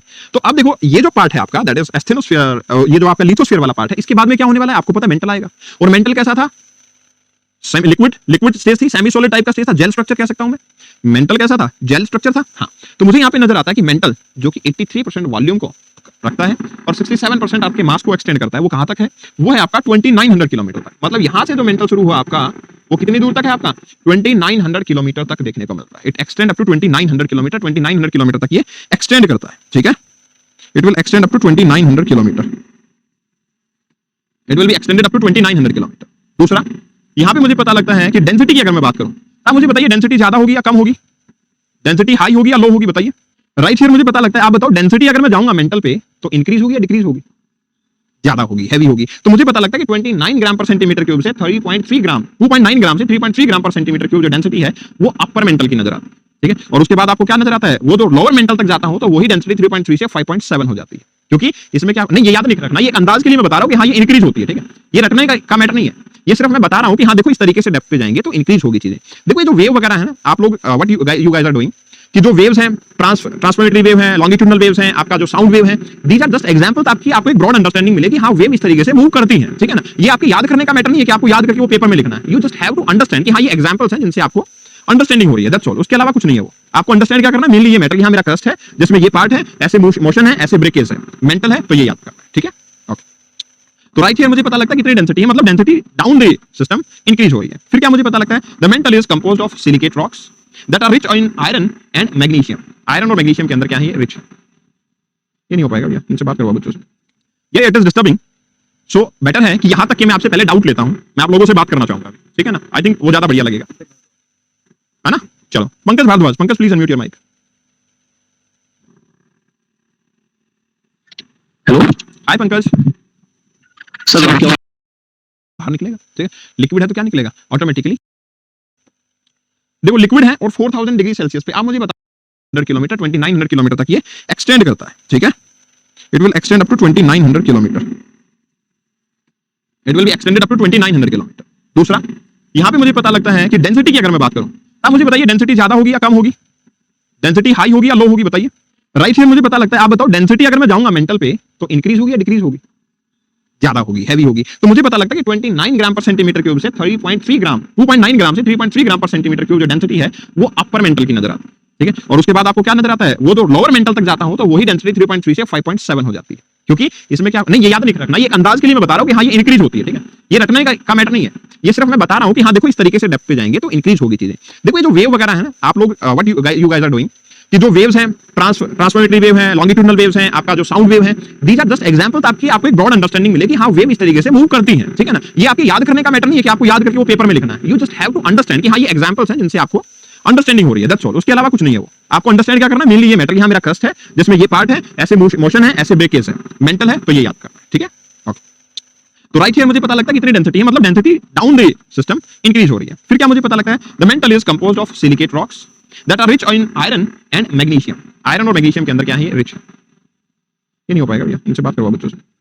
ये it is disturbing, so better है कि यहां तक कि मैं आपसे पहले डाउट लेता हूं, मैं आप लोगों से बात करना चाहूंगा, ठीक है ना। आई थिंक वो ज्यादा बढ़िया लगेगा, है ना। चलो Pankaj Bhardwaj, Pankaj please unmute your mic. Hello hi Pankaj. Sir, अभी आ रही है? हेलो सर, कुछ नहीं हुआ जी जी एक्चुअली मैंने बहुत पूछना एक तो ये जैसा मैं सिस्टम के बारे में बताया था, तो जैसा वो हम सिस्टम कर सकते हैं, तो फिर जहां मतलब एक जगह हुआ और दूसरी जगह तो आगे वो हम कुछ नहीं से कैसे पता लगाएंगे, स्टार्ट और थर्ड जगह से कर सकते हैं। हाँ, मतलब सिस्मोग्राफ इज इंस्ट्रूमेंट जो मेरे पास है, वैसे हमारे पास एक वर्किंग स्केल होता है जिससे हम आइडिया लगाते हैं, उसको हम अर्थक्वेक का पढ़ेंगे ना तब पढ़ेंगे। अभी तो सिर्फ हमें क्या करना था कि इंटीरियर के बारे में एक सोर्स की तरह काम था, थोड़ा हमने ओवरव्यू लिया है उस बात का, लेकिन उसको हम दोबारा डिस्कस करेंगे। मेरिकली स्केल से हम मेजर करेंगे, ठीक है। एक ऐसा स्केल भी आएगा, उससे भी मेजर करेंगे। अभी तो क्या था कि सिर्फ हमें एक सोर्स था, तो हमें सिर्फ एक जनरल आइडिया लिया कि हाँ इस तरीके से अर्थक्वेक आता है, ठीक है। बट स्टिल भी काफी ज्यादा है। सर दूसरा क्वेश्चन ये था कि जब हमारा जो क्रस्ट है वो मतलब सिस्टम के अंदर है, ठीक है, कॉन्टिनेंट है, लेकिन जो हमारा अंडरग्राउंड वाटर है वो 120 सी रहता है, तो 120 सी वाली जो चीज है डायरेक्ट हो जाना चाहिए, तो फिर वो कैसे होगा? ओके, ठीक है। देखो क्या होता है यार, जो अंडरग्राउंड वाटर है ना हमारे पास में, वो अंडरग्राउंड वाटर की जो लेयर है अपने अकॉर्डिंग, क्योंकि हम जो यूज कर रहे हैं माइन्यूट अमाउंट में, तो वो हमारे लिए काफी ज्यादा नजर आ रहा है। लेकिन अगर मैं सिस्मिक वेव्स की बात करूं, जब वो 700 किलोमीटर का डिस्टेंस ट्रैवल करके आती है, तो उसके लिए इतनी सी थिकनेस कुछ भी मैटर नहीं करती। क्योंकि आप ये देखो ना, मेंटल पता कितना था, 100 किलोमीटर से 2900 किलोमीटर तक मेंटल है। तो मतलब नियरली ट्रैवलिंग कितना डिस्टेंस, 2800 किलोमीटर, जिसमें से अगर हार्डली कहीं 0.5 किलोमीटर की लिक्विड लेयर आती है तो it doesn't matter for it. जैसे कि समुद्र में मान लो 2800 किलोमीटर ट्रैवल करते हो और एक 0.5 किलोमीटर की ऐसा रोड आया जो खराब था, तो आप ओवरऑल क्या बोलोगे, रास्ता अच्छा है या खराब है? अच्छा है ना, that is the same way. Thank you sir. Okay, all the best. Sakshi Tripathi, Sakshi please unmute your mic. Good evening, sir. Good evening Sakshi. Sir, I just wanted to ask that you said that our lower bending is solid because of the pressure around it. But then, sir, why is our outer core liquid? Pressure is also around it. देखो क्या होता है actually, outer core जो है, देखो क्या हो रहा है, जैसे हमने बात की कि डिस्टेंस के साथ में मटेरियल जो है it become heavy. So I think I can say कि क्रस्ट और मेंटल की अगर मैं बात करूं तो टोटल मिला के भी इतना वेट नहीं है जितना कि आउटर कोर का है, क्योंकि outer core most heaviest part हो गया ना मटेरियल वाइज। तो इसका भी प्रेशर तो एड ऑन हुआ ना इसके अंदर इनर कोर में। बट क्रस्ट तो बहुत ही हल्का था, mantle yes it have a weight, लेकिन उसके हिसाब से टेंपरेचर बढ़ा, लेकिन आउटर कोर में हैवी मटेरियल था जिसमें और ज्यादा प्रेशर एड ऑन हुआ, और हैवीएस्ट मटेरियल है यहाँ पे, दैट्स व्हाई ज्यादा प्रेशर को इंक्रीज कर देता। Ashish Verma, Ashish Verma please unmute your mic. Good evening sir. Good evening Ashish. Sir मेरा क्वेश्चन ये है सर, जो आपने बताया था कि पानी के अंदर जब हम कोई पेन डिप करते हैं जी, तो उसमें पानी की जो अंदर इमेज होती है वो रिफ्लेक्टिव होती है या रिफ्रैक्टिव होती है? Refractive, refractive. क्योंकि जब भी एक मीडियम से दूसरे मीडियम में हम जाते हैं ना तो हमेशा रिफ्लेक्टिव ही होता है। Okay sir, okay, thank you sir. Okay all the best. Anshita Dixit, please unmute your mic. Anshita, hello hi Anshita. Sir, आपको वॉइस आ रही है? जी जी जी बिल्कुल आ रही है, बताइए। वो सर, जब आपको किस रिपोर्ट से पढ़ना है वो बता दीजिए। बेटा रिसोर्सेज पहली क्लास में ही मैंने बता दिया, सिर्फ स्टडी IQ के जो आपके नोट्स हैं और क्लास है वो आपको होलिस्टिकली फॉलो करना है, ठीक है? Okay sir, thank you sir. Okay ठीक है, तो ठीक है डन है, ये बंद हो चुका था। आई थिंक हम आगे भी बढ़ सकते हैं। हाँ, सॉल्व हो चुका है आपका साउंड प्रॉब्लम, तो आई थिंक हम आगे जा सकते हैं। फिर से आपसे बात करेंगे बीच में, डन। ओके, तो राइट है, हम क्या बात कर रहे थे कि मैंने देखा इस पर्टिकुलर एरिया के अंदर जो मेंटल है, वो मेंटल कहाँ से आया basically, that is the this particular part. अब एक चीज और सुनो कि जो आपका जैसे क्रस्ट से मतलब, या फिर मैं बोलूं कि आपका जो लिथोस्फीयर सॉलिड वाला पार्ट जो था, सॉलिड वाला पार्ट, सॉलिड पार्ट से जब हम नीचे आए थे तो वो क्या है, मोल्टन पार्ट आता है, जिसको कि क्या बोलते हैं हम, मेंटल बोला वैसे तो, लेकिन उसको एक और नाम से भी जाना जाता है जो एस्थेनोस्फीयर होता है, ठीक है? उसको क्या बोला जाता है, एस्थेनोस्फीयर के नाम से भी जाना जाता है। तो वो देख लेते हैं हम। तो मेंटल में मुझे एक चीज नजर आती है, मेंटल का टेम्परेचर भी डेप्थ पे बढ़ेगा। जब डेप्थ पे जाएंगे तो मेंटल का टेम्परेचर भी क्या होगा, डेफिनेटली वो भी इंक्रीज होगा। तो राइट देयर मुझे पता लगता है 200 डिग्री से लेके वो 4000 डिग्री तक पहुंच जाता है। टेम्परेचर कितना पहुंचता है, 200 से 4000 डिग्री सेल्सियस तक। और अगर मैं इसके अंदर बात करूं तो मेंटल में 45% तक ऑक्सीजन होता है, 21% तक सिलिकॉन होता है और 23% तक मैग्नीशियम जो है मेंटल में नजर आता है, ठीक? तो दिस इज द कंपोजिशन जो कि मेरी मेंटल में नजर आती है। अब एक और चीज है, देखो मेंटल जो है, मैं ये बोल सकता हूं कि अगर मेंटल का टेम्परेचर 4000 डिग्री सेल्सियस है तो अब ये ठीक ठाक लिक्विड फॉर्म में आ गया होगा, यस सर या नो, बताइए। क्योंकि देखो 4000 डिग्री सेल्सियस और मटेरियल भी लाइट है तो प्रेशर भी नहीं है, तो मैं ये बोल सकता हूं कि अच्छे खासे लिक्विड स्टेज पे आ चुका है। और अगर ये लिक्विड स्टेज पे आ चुका है तो एक चीज देखिए आप, देखो लिक्विड है और 4000 डिग्री सेल्सियस पे, आप मुझे बताओ ये हीट ट्रांसफर करना चाहिए या नहीं करना चाहिए, हाई टेम्परेचर से लो टेम्परेचर पे? क्या हीट ट्रांसफर होना चाहिए या नहीं? डेफिनेटली होना चाहिए यार। कोई भी गर्म चीज होती है, अगर मैं यहाँ पे गर्म कॉफी भी रखूंगा तो उसकी हीट ट्रांसफर होगी ना बाहर की तरफ। ऐसे ही मैं अगर ठंडी कोल्ड ड्रिंक रखूंगा तो बाहर से हीट कोल्ड ड्रिंक में ट्रांसफर होगी ना। तो इन the similar way 4000 degree Celsius पे जो कि एक लिक्विड स्टेज है, वहां से हीट ट्रांसफर कहां होना चाहिए, अपर क्रस्ट में, क्योंकि वही कूल है, नीचे तो होने वाला नहीं है, नीचे तो और टेम्परेचर बढ़ेगा, ठीक है ना? तो राइट हियर मुझे पता लगता है कि यहां से आपका लावा जो है वो ऊपर की तरफ मूव करता है। यहां से हीट ट्रांसफर के लिए लावा क्या करता है, ऊपर की तरफ मूव करता है। जैसे मैंने एक एग्जांपल दिया था आपको कि हम जब रॉड लगाते हैं तो क्या होता है, हीटिंग होने के बाद, रॉड लगाते थे, हीटिंग होने के बाद वाटर के मॉलिक्यूल जैसे ऊपर की तरफ मूव करते थे, वैसे ये लावा भी क्या करेगा, अपवर्ड डायरेक्शन में मूव करेगा। और अपवर्ड डायरेक्शन में मूव करेगा तो this is the simple logic जो कि वोल्केनिज्म के लिए नजर आता है, सिंपल हीट ट्रांसफर और कुछ नहीं। अब हीट ट्रांसफर वोल्केनिज्म के लिए अकाउंटेबल हुआ और जो आपका लिथोस्फीयर बना हुआ था वो वोल्केनिज्म से ब्रेक हो जाता है। तो फिर दोनों ही चीजें क्या करती हैं, आपके वर्ल्ड की different different type of development करती हैं, जिनमें कभी माउंटेन बनता है, कभी आइलैंड बन जाता है, कभी कहीं पे लावा आउटबर्स्ट हो जाता है। तो ये सब चीजें मुझे वोल्केनिज्म के अंदर नजर आती है। तो मतलब मेंटल जो है मैं कह सकता हूं कि अकाउंटेबल है लावा की फॉर्मेशन के, ठीक है? फिर क्या होता है, जैसा मैंने बताया कि एक एस्थेनोस्फीयर है। एस्थेनोस्फीयर क्या है, एस्थेनोस्फीयर है just below the lithosphere. Lithosphere का कौन सा था, सॉलिड पार्ट, सॉलिड पार्ट था लिथोस्फीयर, और उसके जस्ट बिलो क्या है मेरे पास में, एस्थेनोस्फीयर, जो कि 80 to 200 होता है, विस्कस मीडियम है, ठीक है, हाईली विस्कस है, मतलब मैं कह सकता हूं जेल टाइप स्ट्रक्चर है। और इवन कुछ ज्योग्राफर ये क्लेम करते हैं, कुछ ज्योग्राफर का कहना है कि जो आपका लिथोस्फीयर था ना, जो सॉलिड पार्ट था, वो आपके एस्थेनोस्फीयर के ऊपर फ्लोट करता है। जो आपका लिथोस्फीयर जो सॉलिड पार्ट था वो आपके एस्थेनोस्फीयर पे क्या कर रहा है, फ्लोट कर रहा है, ऐसा कुछ ज्योग्राफर का कहना है, ठीक है? तो लिथोस्फीयर जो है आपका वो फ्लोट कर रहा है किस पे, एस्थेनोस्फीयर पे। हो भी सकता है ये, क्योंकि देखो ये है क्या है, सॉलिड पार्ट, ये क्या है, लिक्विड पार्ट। तो डेफिनेटली एक एंगल से ये नजर आता है कि एस्थेनोस्फीयर के ऊपर आपका lithosphere is floating, getting it? हाँ, इनके बारे में हम बात करेंगे कि भाई हॉट स्प्रिंग्स कैसे बनते हैं, गीजर्स कैसे बनते हैं, वो सब बात करेंगे अभी, वो भी टॉपिक आएंगे आपके, उनके अंदर भी देखेंगे कि कैसे आपकी ये चीज डेवलपमेंट के अंदर आती है। क्यों कहीं कहीं पे गर्म पानी निकल जाता है अचानक से, ऐसा क्या होता है कि आउट ऑफ द सडन गर्म वाटर निकल जाता है, ठीक है? उसके बारे में जानेंगे, ठीक है? नेक्स्ट इंपॉर्टेंट थिंग इज कि मुझे यहाँ पे एक और चीज पता लगती है कि ये जो पार्ट है ये होता है अपनी आइसोस्टैटिक एडजस्टमेंट से, मतलब ये अपने लेवल को एडजस्ट करता रहता है। भाई आप ये सोचो ना कि अगर ये इतने हाई टेम्परेचर पे जो सेमी जेल टाइप है, तो ऑब्वियस ही बात है कि कहीं पे ये थिकनेस कम होगी, कहीं पे ये ज्यादा होगी। कहाँ पे ज्यादा होगी, जब मेरे पास क्रस्ट की लेयर थिन है अगर, तो ये थिक हो जाएगा, जब मेरा क्रस्ट ही थिक है तो ये थिन हो जाएगा। इसलिए अपने आप एडजस्ट करता रहता है। इसलिए यहाँ पे वेरिएबल लिखा कि 80 to 200 किलोमीटर, तो फिक्स नहीं है, ये क्या आपका वेरिएबल है। नेक्स्ट आता है मेंटल के बाद में आपका आउटर कोर आता है, जो कि 2900 किलोमीटर से 5100 किलोमीटर तक जाता है। इसमें मेनली क्या होता है, निकल और आयरन के बने होते हैं, नाइफ का बना होता है ये। और ये क्या होता है, आउटर कोर आपका लिक्विड ही नेचर में है। तो मतलब अगर मैं बोलूं तो लावा के अंदर आपके आउटर कोर का भी काफी इंपॉर्टेंट रोल होता है, क्योंकि ये भी लिक्विड है। लिक्विड है तो क्या होगा, बाहर निकलेगा, ठीक है? लिक्विड है तो क्या निकलेगा, ऑटोमेटिकली बाहर निकलेगा। सो राइट हियर मुझे पता लगता है कि लिक्विड फॉर्म की वजह से आपका आउटवर्ड मूवमेंट नजर आता है। यस बोलिए, ठीक है? Any doubt? इनर कोर का सराउंडिंग आउटर कोर है, मेंटल होता है, वो लिक्विड है, तो क्या इनर कोर फ्लोट कर रहा है? देखो क्या होता है यार, इनर क्वेश्चन क्या है, क्वेश्चन ये कि इनर कोर सॉलिड है, आउटर कोर लिक्विड है, तो अगर उसकी सराउंडिंग लिक्विड है तो क्या वो फ्लोट कर रहा है? पहली चीज तो फ्लोट उसको बोलते हैं जो तैरता है। अगर हम किसी ह्यूमन बॉडी को उठा के पानी में डाल दे और पानी के अंदर चला जाए तो फ्लोट नहीं कर रहा, ठीक है ना? उसको स्कूबा डाइविंग बोलते हैं, ठीक है? तो I think it is doing scuba diving, ठीक है? तो कोई फ्लोटिंग वाला मेथड नहीं है यहाँ पे। फ्लोटिंग होता है तो ऐसा होता है कि आपका आउटर कोर जो है उससे ऊपर इनर कोर निकल आता है, ठीक है? देयर इज नो फ्लोटिंग, ठीक है? Okay got it. नेक्स्ट अभी आउटर कोर वाला पार्ट जो है वो ये भी बताता है मुझे कि उसकी डेंसिटी 9.9 से 12.2 ग्राम पर सेंटीमीटर क्यूब है। दैट मींस काफी हाई डेंसिटी है। और टेंपरेचर की बात करूं तो 6000 डिग्री सेल्सियस तक टेंपरेचर पहुंच जाता है। तो सबसे high temperature they are having the outer core. High temperature पे सॉलिड कैसे? इनर कोर तो यार प्रेशर से ना, there is a pressure that we had already explain कि प्रेशर की वजह से वो सॉलिड रहता है। अब एक डायनामो थ्योरी आती है यार, इसको हम लेटर ऑन डिस्कस करने वाले हैं इसी पार्ट के अंदर कि व्हाट इज डायनामो थ्योरी। लेकिन ये डायनामो थ्योरी जो है वो आउटर कोर की वजह से होती है। और जो मैंने शुरू में बताया था ना अर्थ का मैग्नेटिज्म, वो अर्थ का मैग्नेटिज्म भी कहां से आता है? अर्थ का मैग्नेटिज्म आता है आपका आउटर कोर से ही। अर्थ का मैग्नेटिज्म कहां से आता है? आपके आउटर कोर से ही आपके अर्थ का मैग्नेटिज्म जो है वो नजर आता है। तो इसके बारे में डेफिनेटली हम डिस्कस करेंगे कि कैसे अर्थ का मैग्नेटिज्म जो है वो डेवलप होता है। क्योंकि वंस वी अंडरस्टूड कि मैग्नेटिज्म कैसे डेवलप हो रहा है, डेफिनेटली हम आउटर कोर के ऊपर काफी डीप स्टडी उस टाइम पे कर सकते हैं। ठीक है ना। फिर आता है आपका इनर कोर। इनर कोर कितना होता है? 5100 किलोमीटर के बाद में 64 तक लगभग क्या होता है आपका इनर कोर होता है। इनर कोर क्या होगा? सॉलिड होगा, वो भी नाइफ का बना होता है, सॉलिड इन नेचर होता है। और सॉलिड जो है वो डेफिनेटली जब अर्थ रोटेट करती है तो rotate slightly faster than outer core. भाई ऑब्वियस सी बात है, जैसे एक एग्जांपल देता हूं मैं आपको कि जैसे यहाँ पे देखा हमने कि आउटर कोर तो लिक्विड था, इनर कोर सॉलिड है। तो अगर मान लो मेरे पास एक ग्लास है जिसमें मैंने पानी डाला, पानी के बाद मैंने उसमें छोटी सी बॉल भी डाल दी। जब मैं ग्लास के वाटर को ऐसे रोटेट करवाऊंगा तो आपको क्या लगता है, बॉल ज्यादा फास्ट रोटेट करेगी या आपका लिक्विड वाटर? बताइए। दोबारा रिपीट करता हूं मैं कि आपका एक ग्लास ऑफ वाटर है, वाटर के अंदर मैंने बॉल डाला तो मैंने बॉल को रोटेट किया। अब रोटेट किया पूरे वाटर को, तो वाटर ज्यादा स्पीड से रोटेट करेगा, बॉल डेफिनेटली सॉलिड है तो बॉल ही करेगी। सॉलिड अगर है तो बॉल ज्यादा स्पीड से रोटेट करेगी। तो यही चीज मुझे यहाँ भी नजर आती है कि सॉलिड इनर कोर होने की वजह से ये काफी फास्ट रोटेट करती है in comparison to the other part. ठीक, स्लाइटली फास्टर। ठीक, ये चीज है। अब एक और चीज नजर आती है कि इसमें भी टेंपरेचर क्या होगा? 6000 डिग्री की अप्रॉक्स देखने को मिलेगा। मास की बात करूं तो ये तो हैवीएस्ट पार्ट होगा, क्योंकि इनर कोर जो है वो तो सबसे हैवी होगा। तो सबसे हैवी है इसीलिए तो नीचे सेटल है। 33% मास कंपोज करता है और 16% वॉल्यूम कंपोज करता है। तो वॉल्यूम काफी कम है लेकिन मास इसका कंपैरेटिवली काफी ज्यादा। That's why it is the heaviest part. ठीक, जिसकी डेंसिटी अराउंड 13 ग्राम पर सेंटीमीटर क्यूब है। ठीक, नाइफ में यार निकल और आयरन है ना, मटेरियल है निकल और iron. That's all. Knife is निकल और आयरन। Ni इसका ले लिया, आयरन को Fe से लिखते हैं तो नाइफ हो गया। ठीक है।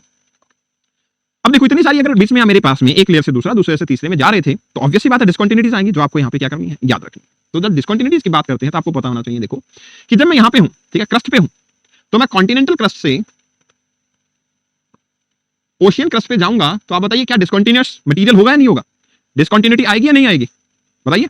डिस्कंटिन्यूटी तो आएगी, क्योंकि जो आपका कॉन्टिनेंटल क्रस्ट वाला पार्ट है वो तो सियाल का बना था, ओशियन क्रस्ट वाला पार्ट है वो सीमा का बना है। तो मतलब एक मटेरियल लाइट है, दूसरा मटेरियल हैवी है, तो there is a discontinuity. So right here मुझे पहली डिस्कंटिन्यूटी नजर आती है जिसको बोलते हैं कॉनरॉड डिस्कंटिन्यूटी। ठीक है, first one is known as Conrad discontinuity.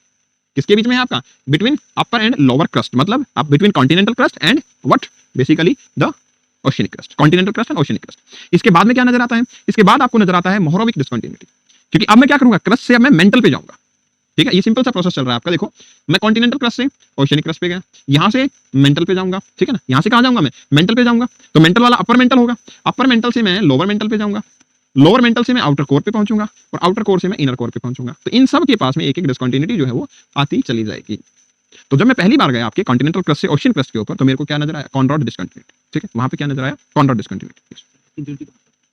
Discontinuity simply जैसे कि आप डेंसिटी चेंज हो रही है ना, डेंसिटी जब मटेरियल की चेंज होती है तो वहां पे डिस्कंटिन्यूअस वेव्स देखने को मिलती है। जो हमारी वेव थी ना, पी वेव, एस वेव, वो क्या हो जाती है? वो ब्रेक डाउन होती है। ब्रेक डाउन मतलब अपने पाथ को चेंज करना, स्पीड को चेंज करना, तो वो होता है डिस्कंटिन्यूटी। जैसे आप अगर एक गाड़ी में जा रहे हैं पर बीच में ब्रेकर आ गया, दैट इज डिस्कंटिन्यूटी।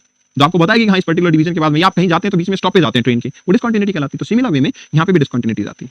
वो डिस्कंटिन्यूटी पहली होगी दैट इज कॉन्टिनेंटल क्रस्ट से ओशियन क्रस्ट के बीच में, जो कि क्या कहलाती है? Conrad discontinuity.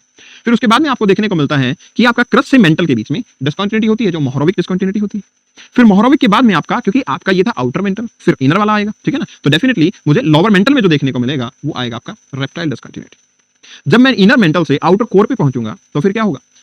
Gutenberg discontinuity. और जब आउटर कोर से इनर कोर पे पहुंचूंगा तो लेमन डिस्कंटिन्यूटी नजर आएगी। सो ये चीज आपकी डिस्कंटिन्यूटीज के अंदर नजर आती है। That is quite simple, right? ठीक है, सो ये चीज आपकी डिस्कंटिन्यूटी को रिप्रेजेंट करती है। Quite simple, that is there. ठीक है, और ये याद रखनी है। This is the important part जो आपको याद रखना है। ठीक है, this is the important part जो आपको याद रखना है। तो आप इसको कैसे याद रख सकते हैं? देखो सिंपल सी बात है यार, कॉन्टिनेंटल क्रस्ट था पहले, फिर ओशियनिक क्रस्ट था, फिर आपका मेंटल आया जिसमें कि आउटर मेंटल है। ठीक है, या फिर अपर मेंटल बोल रहे हैं, फिर इनर मेंटल आया, लोअर मेंटल बोला जिसने हमने। लोअर मेंटल से आप आउटर कोर पे जाएंगे और आउटर कोर से आप इनर कोर पे जाएंगे। अब आपको बताना है इस केस में कि कॉन्टिनेंटल क्रस्ट से ओशियनिक क्रस्ट पे जाते हुए कौन सी डिस्कंटिन्यूटी हो? Tell me. Conrad discontinuity. ठीक है, गुड। फिर ओशियनिक क्रस्ट से नेक्स्ट लेयर कौन सी आती है? Upper mantle. कंटिन्यूटी का नाम बताइए, डिस्कंटिन्यूटी कौन सा आएगा? मोहरोविक डिस्कंटिन्यूटी, मोहो डिस्कंटिन्यूटी भी बोलते हैं इसको, शॉर्ट। फिर अपर मेंटल से लोअर मेंटल पे जाएंगे तो कौन सा होगा? Reptile discontinuity. ठीक है, जिसको रेपेटाइट बोलते हैं शॉर्ट में, दैट इज मोहो जैसे है वैसे ही। And right here lower mantle से अगर आउटर कोर पे जाएंगे then it will be Gutenberg continuity, ठीक है। एंड देन आउटर कोर से इनर कोर पे अगर हम गए Lehmann's continuity, that you have to learn, ठीक है। याद करनी है आपको, एक बार लिखेंगे या 2 बार लिखेंगे मैक्सिमम, राइटिंग करेंगे तो आपको आराम से याद हो जाएगी, ठीक है। This is the major part जो कि मैंने अभी तक बोला नहीं आपको कि वो वाला पार्ट याद करना ही करना है, बट यस ये आपको याद करना है, ठीक है। And these all are the name of the geographer, जिसने जैसे स्टडी करते चले गए उन्हीं नेम के अकॉर्डिंग इनका नेमिंग जो है वो आपका दिया गया था, ठीक। चलिए, so right here you have the Mohorovicic discontinuity, जिसकी हमने बात की है कि डेफिनेटली ये किसके बीच में आएगी, आपका this particular area is there, जो कि आपका क्रस्ट और अपर मेंटल के बीच में देखने को मिलेगा। वेरी करेगी 8 to 30 किलोमीटर, क्योंकि जितना जितना आपका लेयर चेंज होता जाएगा वैसे वैसे आपकी डिसकंटिन्यूटी जो है वो चेंज होती जाएगी। नेक्स्ट आपका आता है मैग्नेटिक फील्ड, जो कि अभी हम बात कर रहे थे, which was the layer which was accountable for name of the layer, जो कि अकाउंटेबल है मैग्नेटिक फील्ड के लिए। मैग्नेटिक फील्ड के लिए कौन सी लेयर अकाउंटेबल है? Inner core, outer core, mental, inner mental, outer mental, which layer is accountable for magnetic field? Outer core, definitely that is outer core. लेकिन उसको समझते हैं यार कि आउटर कोर मैग्नेटिक फील्ड के लिए कैसे अकाउंटेबल है। अच्छा, किसी को आइडिया है कि मैग्नेटिक फील्ड कैसे डेवलप होता है? मैग्नेटिक फील्ड कैसे डेवलप होता है? यही आइडिया? देखो कैसे होता है। देखो मैग्नेटिज्म के लिए जरूरी क्या होता है? करंट होना, ठीक है ना। करंट मतलब जैसे इलेक्ट्रिसिटी होती है ना हमारी, उसमें करंट फ्लो करता है, वैसे ही करंट का फ्लो होना मैग्नेटिज्म के लिए जरूरी होता है, ठीक है। अब ये करंट कहां से आएगा? करंट आपका आएगा आयंस की वजह से, चार्ज पार्टिकल्स की वजह से। आयंस होते हैं चार्ज पार्टिकल जैसे, ठीक है। कोई भी चार्ज पार्टिकल होगा, जब वो चार्ज पार्टिकल मूव करता है तो वो करंट बनाता है, ठीक है। कोई भी चार्ज पार्टिकल जब मूव करता है तो वो क्या करता है? करंट बनाता है, ठीक है। ओके, अब देखो यहां पे जब हम बात कर रहे थे आउटर कोर की, तो किस लेवल पे थी? स्टेज क्या था? मोल्टन लिक्विड स्टेज था, डेफिनेटली वो लिक्विड स्टेज पे था। और हमने मोशन में भी देखा कि अर्थ क्या करती है? रोटेट भी करती है। अर्थ क्या करेगी? आपका रोटेशन भी करेगी। तो मुझे पता लगता है कि आपका जो कोर है, आउटर कोर, वो लिक्विड स्टेज पे है, अर्थ जो है वो रोटेट करती है। तो कांट वी से कि वो जो लिक्विड हाई टेम्परेचर पे है वो भी रोटेट करता होगा? Yes.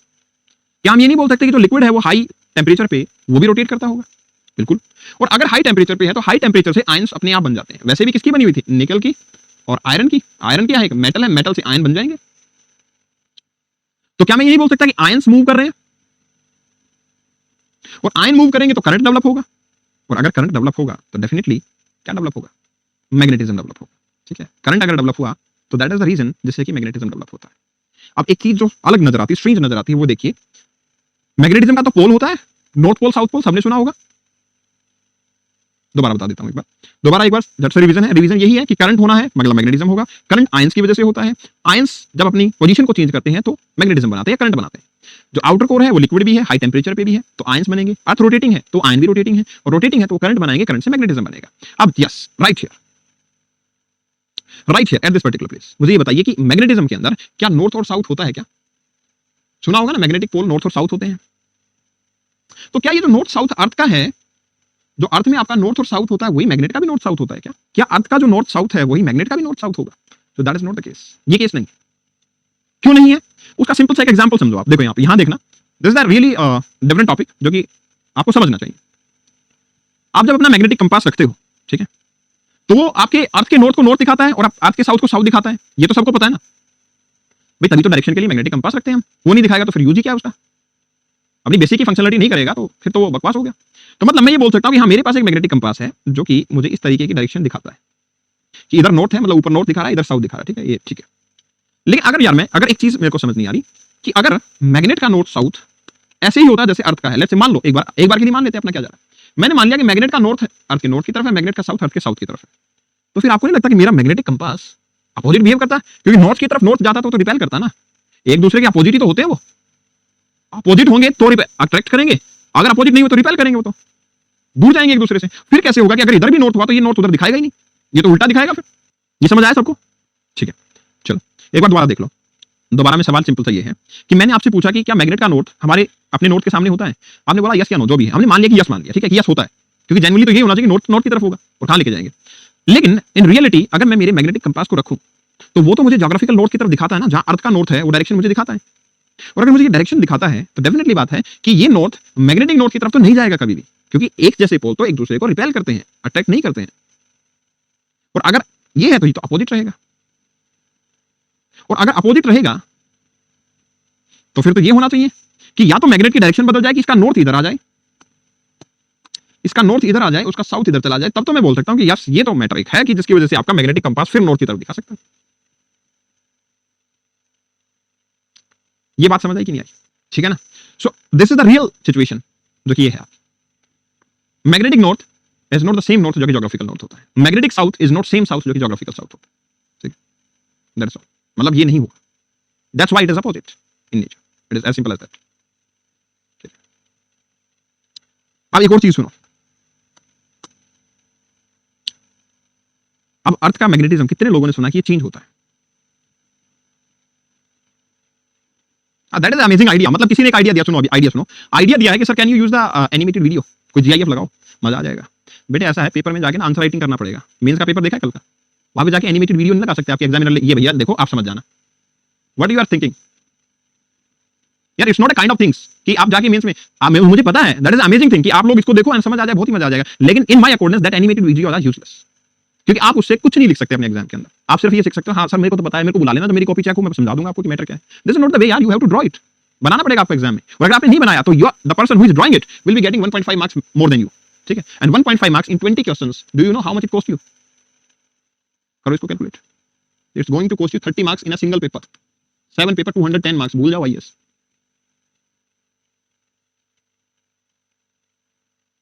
So the reality is we have to draw the diagrams in paper.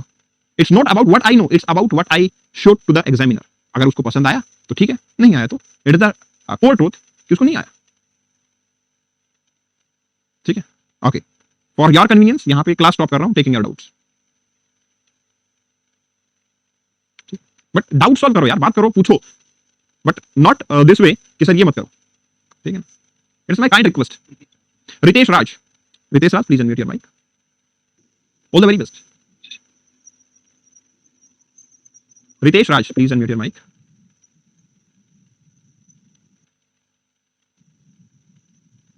हाँ, क्लास इज ओवर, जिसका डाउट नहीं है they can go, take rest, do dinner, enjoy yourself.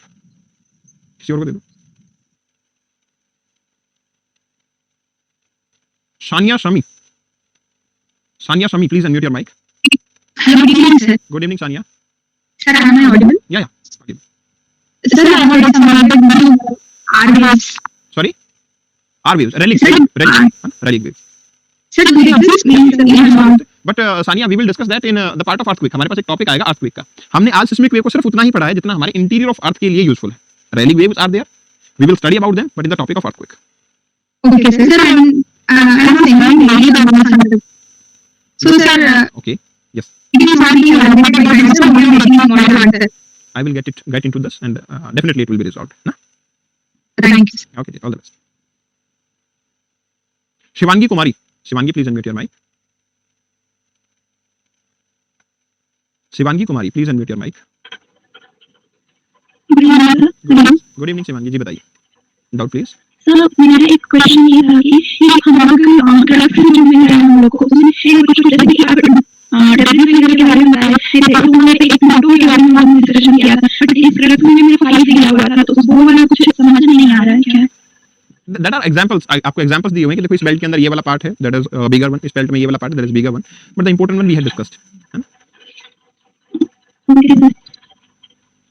बाकी रेस्ट होते तो you can ask to me. Yeah, so my question is how they are measured. I haven't understand like the concept. देखो measurement का क्या मतलब होता है, let's से कि मुझे जब पता है कि from A point to the B point अगर मेरी स्पीड 18 किलोमीटर पर आवर है लेट्स से, तो इस केस में 18 किलोमीटर पर आवर में मैं 90 किलोमीटर कितने देर में कवर कर लूंगा? ऑब्वियसली 5 आवर्स के अंदर कवर कर लूंगा। तो we observe the seismic wave, we are aware, हमें जब हमारे पास सिस्मिक पैरामीटर्स हैं, हमारे पास इंस्ट्रूमेंट्स हैं, तो हमने मेजर किया कि इनकी स्पीड इतनी है। अब उसके अकॉर्डिंग हमने देखा कि अगर मान लो it is going around 1000 kilometre, तो मुझे पता है कि इतने किलोमीटर में इतना टाइम लगने वाला है। अगर इससे ज्यादा टाइम लग रहा था, आई विल कैलकुलेट कि इससे ज्यादा टाइम लगा तो कहीं ना कोई लिक्विड आया होगा, इसलिए स्लो डाउन होगी। तो फिर मैं ये देखूंगा कि लिक्विड में इतनी स्पीड है तो इतनी देर तक लिक्विड आया होगा, इसलिए वो है स्पीड कम होगी। This is the average speed. और जनरेट कैसे करते हैं? वैसे सिस्मिक वेव आपके न्यूक्लियर एक्सप्लोजन से भी क्रिएट हो जाती है।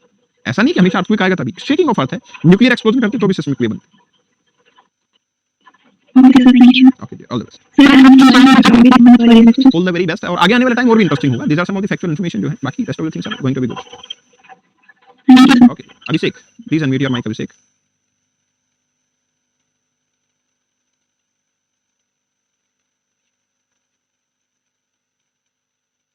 अभिनय Jha, Abhinay please unmute your mic, Abhinay Jha.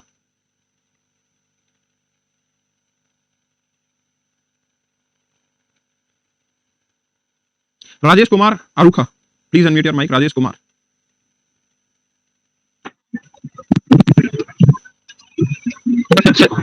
Yes Rajesh, you are Audible, जी बताइए। सर मेरा डाउट ये है कि जो हमारा जो एफ 23.5 डिग्री जो टेम्परेचर है उसका वो मैग्नेटिज्म के ऊपर इफेक्ट है या नहीं? मतलब उसका मैग्नेटिज्म पे इंपैक्ट है या नहीं है? What do you want to know, कि आप ये जानना चाहते हो कि ये भी 23.5 एंगल कुछ ऐसा बन रहा है, ऐसा जानना चाहते हो आप? Yes sir. एक्चुअली जो मैंने डायग्राम ड्रॉ किया है ना, दिस इज अनकम्प्लीट, अभी इसको कंप्लीट करना है। एक एंगल ऑफ डिक्लिनेशन होता है, वो एंगल क्या होता है? एग्जैक्टली जो नॉर्थ इसका है ना, वो एग्जैक्टली मैग्नेट का नॉर्थ नहीं है, ठीक है, it is having a little tilted angle. तो वैसे वो 23.5 का डिफरेंस नहीं है, that is all together different kind of magnetism जो अर्थ को सराउंड करते हैं। तो ज्योग्राफिकल का ऐसा कोई इंपैक्ट इसके ऊपर नहीं है, बट स्टिल ये दोनों सेम नहीं है, बिल्कुल एग्जैक्टली बिल्कुल पैरेलल ये नहीं है। जी सर। सर और एक डाउट है। जी बताइए। यस राजेश बताइए।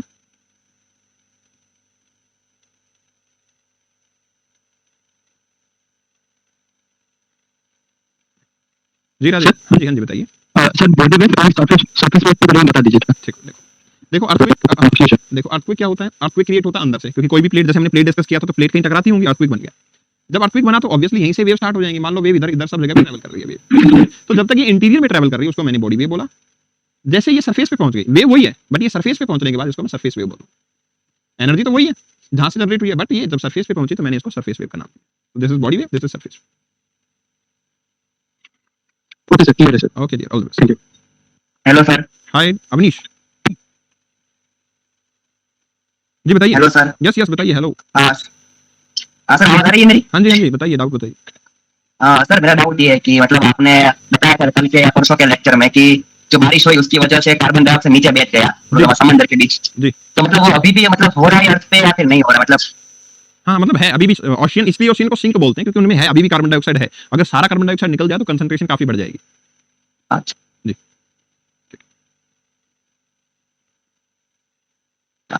Okay, all the best.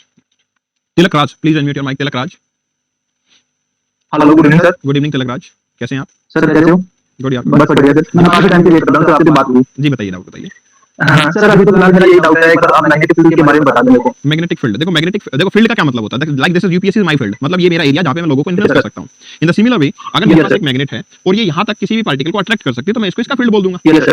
तो इस सिमिलर वे जो अर्थ के पास में मैग्नेट है, एक हाइपोथेटिकल मान लो, वो किसी डिस्टेंस Yes, पे sir. पार्टिकल को अट्रैक्ट करती होगी, वो सारा एरिया क्या कहलाएगा? मैग्नेटिक फील्ड कहलाएगा। ओके ठीक, ऑल द बेस्ट। तो सर मैं पूछने की जो मेरा ओपनल की ज्योग्राफी है, तो जो ओपनल ज्योग्राफी का सिलेबस कुछ डिफरेंट है या सेम है सर?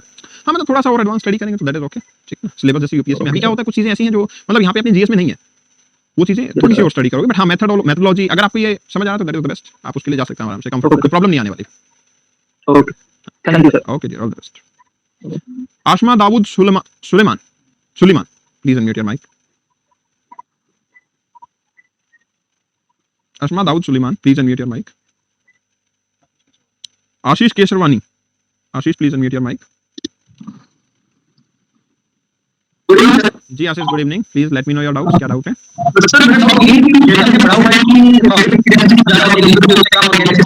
जी बिल्कुल,